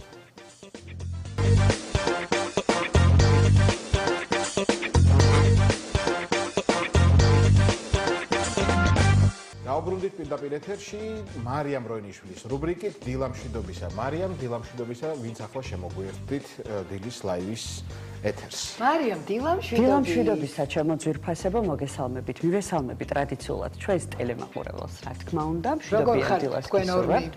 ჩვენ ორნი რალობიჩი გესაუბრები. ჩვენ ორი კარგად ვართ, ესეთ წადების პროცესში, რომ შევბეგებოთ, ასე ვთქვათ, ერთმანეთს და იმეც ვიტოვებ, რომ მალე იქნება, იმიტომ რომ მოგეხსენებათ, მეცხრე თვე არ არის მარტივი. ამაშია საქმე. და მადლობა რომ მაინც ჩვენთან ერთად რა თქმა უნდა, მე ყოველთვის ჩვენთან ერთად ვიქნები. იმეც ვიტოვებ ყოველ შემთხვევაში, რომ მალე დაგიბრუნდებით, ხო? მოდი ახლა გადავალ ჩემს თემაზე. დაახლოებით 2 კვირის წინ ჩვენ ვისაუბრეთ კომპოზიტორზე, რომელსაც 100 წელი შეუსრულდა. და ეს იყო ბატონი შოთა მილორავა. და რაღაცნაირად განებივრებულები ვართ წელს ქართველები იმით, რომ არაერთი იუბილარი გვყავს ესეთი 100 წლოვანი. და უდიდეს კომპოზიტორზე უნდა ვისაუბროთ დღეს, ეს გახავთ ბატონი სულხან ცინცაძე, რომელსაც ასევე 100 წელი შეუსრულდებოდა, ასევე იუბილარია და არის მართლა ძალიან დიდი საგანძური და განძითავად ქართული მუსიკალური სამყაროსთვის. დავიწყებ იმით, რომ მისი შემოქმედება იწყება 1940 წლიდან დაახლოებით. ის იყო ჩელისტი და შემდეგ უკვე რა თქმა უნდა კომპოზიტორი. ალბათ განაპირობა მისმა სიყვარულმა რა თქმა უნდა ჩელოს მიმართ ის, რომ შემდეგ მისი ძალიან დიდი შემოქმედების ნაწილი უკავშირდება უკვე საკვარტეტო საკრავიერ მუსიკას, უკვე სიმებიანი კვარტეტს გულისხმობს და თავადაც უკრავდა ჩელოზე პირველ კვარტეტში, რომელიც ბორის ჭეურელმა შექმნა და აქედან დაიწყო რაღაცა ძალიან დიდი ნაბიჯების გადადგმა სიმებიან კვარტეტში კონკრეტულად, სადაც აღებული ქონდა ძირითადად ქართული ფოლკლორი. აი ამას უდებდა საფუძვლად და ამას რატომ აღვნიშნავ განსაკუთრებით მე აუცილებლად მოვისმენთ ჩვენ ფრაგმენტს, ძალიან საინტერესო ფრაგმენტს და მიხვდებით რას გულისხმობ. აღებული ქონდა ძირითადად ფოლკლორული მუსიკა, სადაც ძალიან საინტერესოდ ამუშავებდა, ძალიან რთულად გასაკეთებელია, წარმოიდგინეთ, არანაირი აბსოლუტურად კავშირი როდესაც არ აქვს, ხო? იქ ევროპული ინსტრუმენტი ამ შემთხვევაში ჩელოც, ხო? ალტიც ასე შემდეგ. ძალიან რთულად გადმოსატანია ის, ასე ვთქვათ, მნიშვნელოვანი დეტალები, რაც ისმინება ქართულ ფოლკლორში. ეს შემდეგ როგორ უნდა გადმოიტანო უკვე მუსიკაში, რომელიც საკრავიერია ამ შემთხვევაში. ძალიან რთულია, მაგრამ იმდენად დიდი ოსტატი იყო თავის საქმის, იმდენად იცოდა, იმდენად საოცრად ფლობდა გაორკესტრების ხელოვნებას, რომ თუნდაც დოლის რიტმი, რომელიც ჩვენთვის ძალიან აცნობია, ფანტასტიურად აქვს გადმოტანილი ვიოლინოზე, ან ალტზე, ან ჩელოზე. საოცარია, თითქოს არც გაქვს იმის შეგრძნება, რომ დოლს არის მენ იმ წუთში, მართლა იმ რიტმს აკეთებინებს, ასე ვთქვათ, ინსტრუმენტს, რაც აქვს დოლს ამ შემთხვევაში. და საინტერესო არის ის, რომ მრავალჟანრულია ძალიან, აღარ დავიწყებ ხომ მოყოლას ოპერები, რომ აქვს დაწერილი, ბალეტი, მინიატურები და ასე შემდეგ, ასე შემდეგ. ძალიან მრავალმხრივი და მრავალჟანრული იყო, მაინც ორ მნიშვნელოვან ნაწილს გამოყოფ მის შემოქმედებაში, ეს არის კინომუსიკა და სიმებიანი კვარტეტი. თავად რომ ჩელოზე უკრავდა, ეს უკვე აღვნიშნა და მოსკოვის კონსერვატორია აქვს დამთავრებული და მინდა რომ წავიკითხო, უბრალოდ ციტირებას მოვახდენ და არ მინდა რომ შემეშალოს, რომ მისი პროფესორი წერდა გუზიკოვი, რომ როგორც კომპოზიტორი ის ბრწყინვალე მოვლენაა, მისი ნიჭი ღრმად ეროვნულია და ამავდროულად ძალზედ თვითმყოფადი და მომავალში თუ ის ასე განავითარებს თავის ნიჭს, უდავოა რომ მისი სახით საქართველოს ეყოლება დიდი მუსიკოსი ხელოვანი და მე შემიძლია მოვედავო კიდევაც ბატონ გუზიკოვს ამ შემთხვევაში და ვფიქრობ, რომ არა მხოლოდ საქართველოს, არამედ მსოფლიოს ყავს ძალიან დიდი კომპოზიტორი ბატონ სულხან ცინცაძის სახით და რატომ მისი საკვარტეტო ნაწარმოებები და ნამუშევრები არაერთი ცნობილი კვარტეტის რეპერტუარში შედის, მსოფლიო მასშტაბით ვგულისხმობ. იმიტომ რომ ძალიან დიდი ნაწილი, აი ბეთჰოვენთან ერთად მაგალითად სრულდება სულხან ცინცაძეს. ეს ძალიან დიდი წარმატება აქვეყნის და ყველა ის კვარტეტი, რომელიც დღეს ფუნქციონირებს მსოფლიო მასშტაბით, მათ რეპერტუარში შედის სულხან ცინცაძის კვარტეტები და მე მგონი ეს უდიდესი ხო, ამაზე დიდი წარმატება რა არ ვიცი რა უნდა იყოს ნამდვილად. და წაღარ მახსენეთ ასევე, სხვა შორის კონსერვატორიაში გარდა იმისა, რომ წოდებები აქვს ძალიან ბევრი, პრემიები აქვს ძალიან ბევრი და ასე შემდეგ. Რა თქმა უნდა, გაგვიჭირდება ამ ყველაფრის ჩამოთვლა. კონსერვატორიის რექტორი იყო რაღაც პერიოდის განმავლობაში და აი დედაჩემის განაც ვიცი მაგალითად, რომ ისე საინტერესოდ გვასწავლიდა ორკესტრობას, ის ორკესტრობას ასწავლიდა თან. ამავდროულად გარდა რექტორობის, აი იმდენად საინტერესო იყო მისი თითოეული ლექცია, იმიტომ რომ რაღაც ისეთ ხრიკებს გვასწავლიდაო, რაც მხოლოდ მან იცოდაო და გვიზიარებდაო და შემდეგ ჩვენ სულ სხვანაირად ვუსმენდით საორკესტრო მუსიკას, სულ სხვანაირად ისმინებოდა თითქოს მსმენელება გარდა იმისა, რომ მუსიკოსებად გზრდიდა, მსმენელებად გზრდიდა, აბსოლუტურად სხვანაირად მივდიოდით უკვე კონცერტზე და სულ სხვანაირად ვისმენდით იმ ორკესტრობას თითოეული ჩვენთაგანია და ესეც ალბათ მისი ნიჭიერების ერთ-ერთი რაღაც დამადასტურებელი საბუთია, რომ გარდა იმისა, რომ დიდი კომპოზიტორი იყო, ძალიან დიდი პედაგოგიც იყო და ძალიან საინტერესო პიროვნება იყო ზოგადად. და წეგან ჩვენ აღვნიშნეთ კინომუსიკა და მრავალჟანრულობა და იცი რა მარტო შემოქმედებითი თვალსაზრისით კი არ იყო მრავალჟანრულია, ასევე ძალიან მრავალჟანრულია და მრავალწახნაგოვანი თვითონ კინომუსიკაშიც. და რატომ? აი მაგალითად გახსოვთ ყველას ფილმები ჭრიჭინა, აბეზარა, თოჯინები იცინიან, რაც არის კომედიური ჟანრის ფილმები და როგორი მუსიკა აქვს, ხო და დაწერილი ხა თოლია, შეგვიძლია ავიღოთ აბეზარა, მგვიანო. გადიოდა ეს კადრები, თან ვიხსენებდი და პირდაპირ რაღაცა უხმოთ მაინც ჟღერს ყურში მუსიკა, ხო და აბსოლუტურად სხვადასხვა ნაირი არის რა, ხო, სხვა და ანუ ვერ იტყვი რომ პირდაპირ ვერ გამოიცნობ თუ კი არ იცი. ხო, დაადებ ხო, ეს არის მაინც და მაინც ცინცაძე. ხო, მართალი ხარ, აბსოლუტურად გეთახმები და სწორედ ამის აღნიშვნა მინდოდა, ბაჩო, იმიტომ რომ ამ კუთხით აი აქეთ მხარეს თუ ჭრიჭინა, აბეზარა, თოჯინები იცინიან, აი მეორე მხარეს არის ოთარა ანთქვრივი. რომელიც ეხლა შენ თქვი რომ აი დოლის პარტია და ხელით ესე გააკეთე და ეხლა მივხვდი რომ ალბათ ჯარისკაცის მამაში როდესაც სანგარში როცა სხედან იქ რო უკრავს ხო? აი ეს აი ბაჩო ზუსტად ნამდვილად ეს მინდოდა რომ თქვა და აი უკან არის კიდევ კადრი და არ ვიცი ჩვენს ტელემაყურებელს ესმის თუ არა მუსიკალური ნაწილით მინდა რომ ცოტა მოვასმენინოთ.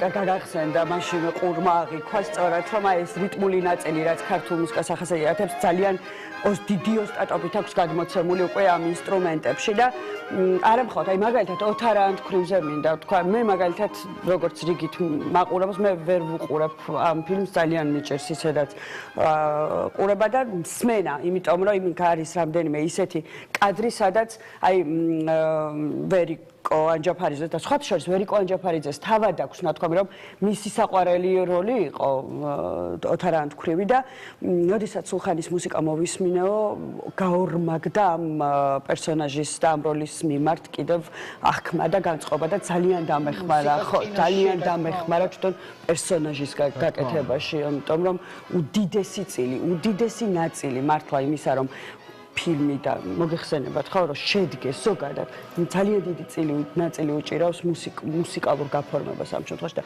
ეს არ იყო მხოლოდ გაფორმებად ეს იწერებოდა ეს გააზრებული დრამატურგიულად იყო მთლიანად აწყობილი თავიდან ბოლომდე და აი ამის ოსტატიც იყო იმიტომ რომ ბაშიაჩუკი გვახსენდება ყველას ძალიან საინტერესო ნამუშევარი კაც რაღაცნაირი კვლავ მადლიანად ანათებს ისმის და შემდეგ უკვე აი ეს რაღაცნაირი გარდაცვალების სცენარო არის ხო ტყუპის თალი აი ის იქ აბსოლუტურად სხვა მუსიკა არის ძალიან დიდი ასე ვთქვათ დიაპაზონის კომპოზიტორი იყო სულხან ცინცაძე და შემოდგომის ნისლია გვახსოვს კიდე აბეზარადან და იქაც ორი რაღაცნაირად ორი ნაწილია ტექნიკი აქვს რა პერსონაჟსაც ხო პირველი აბეზარადს როდესაც ძალიან მხიარულია და მეორე უკვე რაღაცნაირად დათრგუნული ქალის ნამღერი სიმღერა მოკლედ ერთი სიტყვით ძალიან საინტერესო იყო და ალბათ ბედნიერები ვართ იმით რომ ალბათ არა ძალიან იმიტომ რომ აი აბეზარა გვესმის ახლა ჩვენ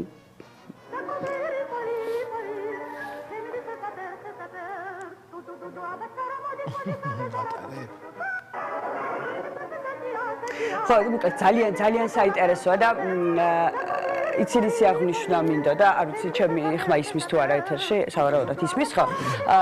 მინდოდა ერთი ფაქტის აღნიშნა, რომ აი მაგალითად ჩვენთვის და თქვენთვისაც, რა თქმა უნდა, ყველა ადამიანისთვის ნაკლებად ცნობილია ხოლმე ასეთი დიდი კომპოზიტორების შემოქმედება, რომელიც არის პროფესიული. გულისხმობს, აი ოპერები ხო ნაკლებად ვიცით, მოდი ვაღიაროთ, ხო? ბალეტი, საფორტეპიანო კონცერტები, მაგრამ ყველამ ძალიან კარგად ვიცით აბეზარა. ყველამ კარგად ვიცით თოჯინები იციან და ძალიან აი ასეთი დიდი კომპოზიტორების ასეთ საოცარი ნიმუშების შემორჩენაში უდიდესი წილი აქვს და ეკისრება კინოს. იმიტომ რომ არ ყოფილიყო კინო, არ ვიცით საერთოდ დაწერდნენ თუ არ დაწერდნენ. ალბათ არც დაწერდნენ. ალბათ არ დაგვრჩებოდა ის საოცარი, ასე ვთქვათ, საგანძური, რაც დაგვიტოვეს, ხო, ქართულმა კომპოზიტორებმა, იმიტომ რომ ის ქართველი კომპოზიტორები, ვინც დღეს ჩვენთვის ძალიან ნაცნობია და ცნობილია და ძალიან გვიყვარს, კინომ დაგვიტოვა. მართლა კინო პოპულარიზაცია გაუკეთა კინომ და ეს რა თქმა უნდა პრინციპში არა მარტო ხალხის შემოქმედებაც კინომუსიკით არის მსოფლიო ყველა მას კინომუსიკით კი და სხვა შეიძლება რა უნდა აღნიშნო სულხან-სინძაძის შემოქმედებაში რომ ეს არ არის საუნდტრეკი აი საუნდტრეკი კიდევ სხვა რაღაც არის და აქ სხვა მასშტაბის კომპოზიტორზეა ლაპარაკი მართლა აბსოლუტურად და კი არ ვაკნინებ მორიკონე უდიდესი კომპოზიტორია და გიზები ისე მიყვარს ჩემი საყვარელი კომპოზიტორია. კიდევ ისიც ასევე არ არის რომ მხოლოდ საუნდტრეკების ავტორი არ აქვს, არის სხვა დონის კომპოზიტორზე ლაპარაკი, სხვა ხარისხის, სხვა მუსიკალური აზროვნების აბსოლუტურად და ასეთივეა ნამდვილად სულხან-სინძაძის შემოქმედებაც. ახლა თოლიას ვხედავთ ჩვენ უკან და მოდი ცოტა ისიც მოვისმინოთ. ცოტა გავხიაროთ, იმიტომ რომ ძალიან გვიყვარს ეს ფილმი ყველას. Չեն իքնեց ուսված ախարև, բևրի չեմ կա ալվիս տանա, չեմ ոտոնիա, մագրամ չետմիա, վացադր, իմ հերոս, նոսմի։ Դեշին ադամ դեգարետամ դեշի շեմոդի, Կորիա, սադա պրես մախարես, գավինիցիս, չեն իքնեց ուսված ախարև,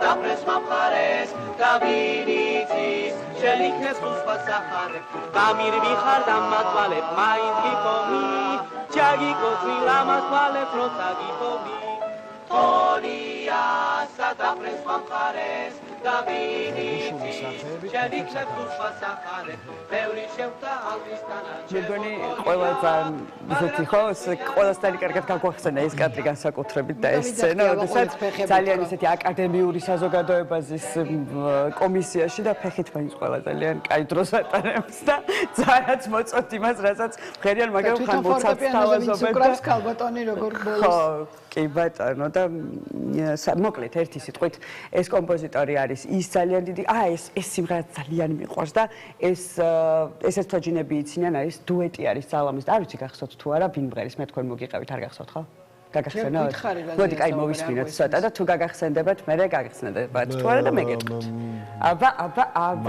მახსოვს აბა მიდი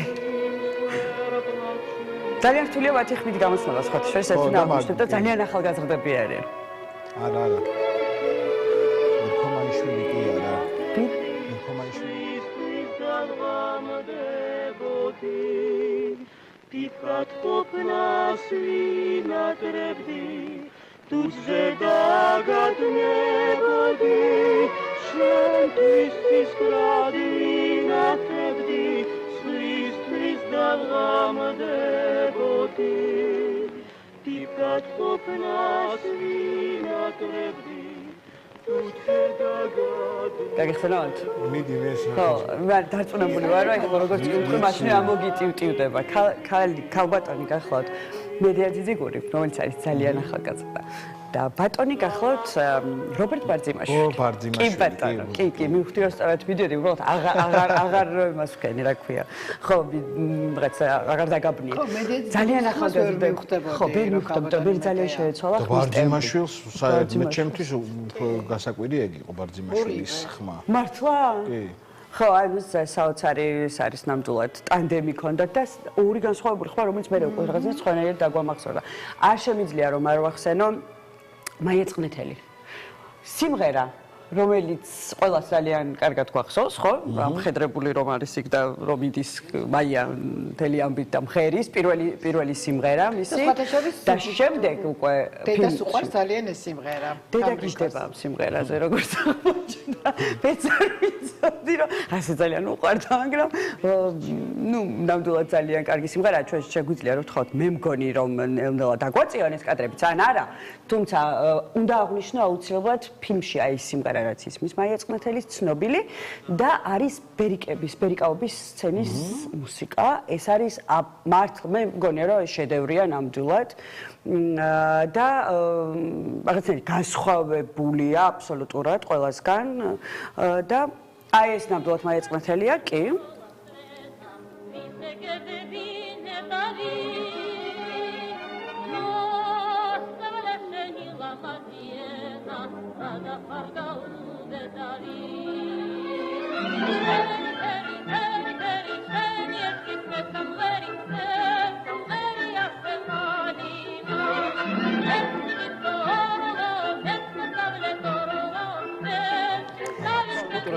სხვა ანუ ძალიან მე მგონი ეს სიმღერა მართლა ყველა პირდაპირ ხასიათის კომპოზიტორია რა მგონი როგორი ხასიათი პირდაპირ ხასიათი კი აბსოლუტურად გეხო ზუსტად იჭერდა პერსონაჟის ხასიათსაც ხო ფუნქციაც ამ შემთხვევაში ეგ არის ნამდვილად გეთანხმები და იქ კიდევ არის ერთი სცენა რომელიც უკვე აღვნიშნე ბერიკების და ის მართლა საოცარი მუსიკა შედევრია ნამდვილად განსხვავდება ყველანაირი ასე ვთქვათ კომპოზიტორის შემოქმედებიდან და ნამდვილად შეგეპარება ეჭვი ვერ დაადებ ხელს ვისია ძალიან საოცარი არის ბერიკების სცენაც რომ გავუშვათ მაშინ მოვასმენინოთ ჩვენს ტელემაყურებელს აუცილებლად.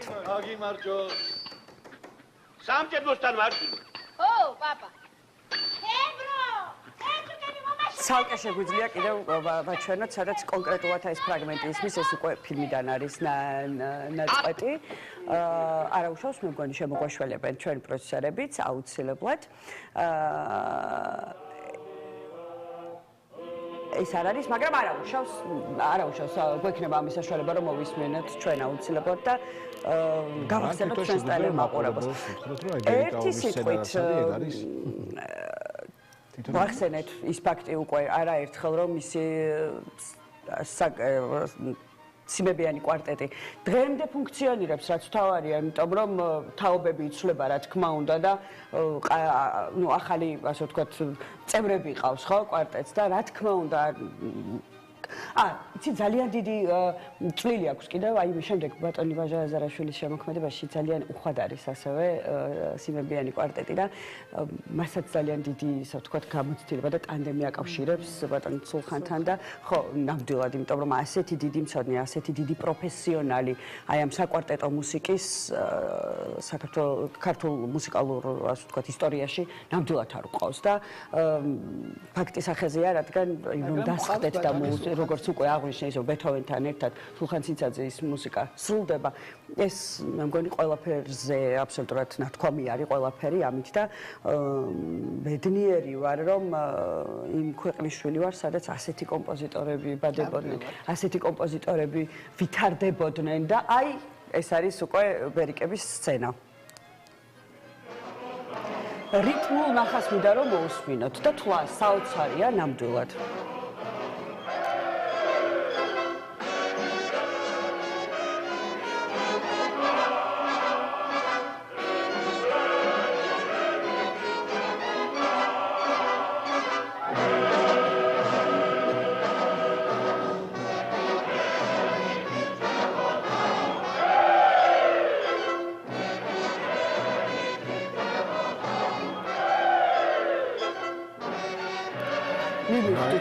მინდოდა რომ განსაკუთრებულად მოგვესმინა ეს ფრაგმენტი ძალიან, იმიტომ რომ საინტერესო როგორ ხედავდა, ამით ხო ჩანს როგორ ხედავდა ბერიკაობას.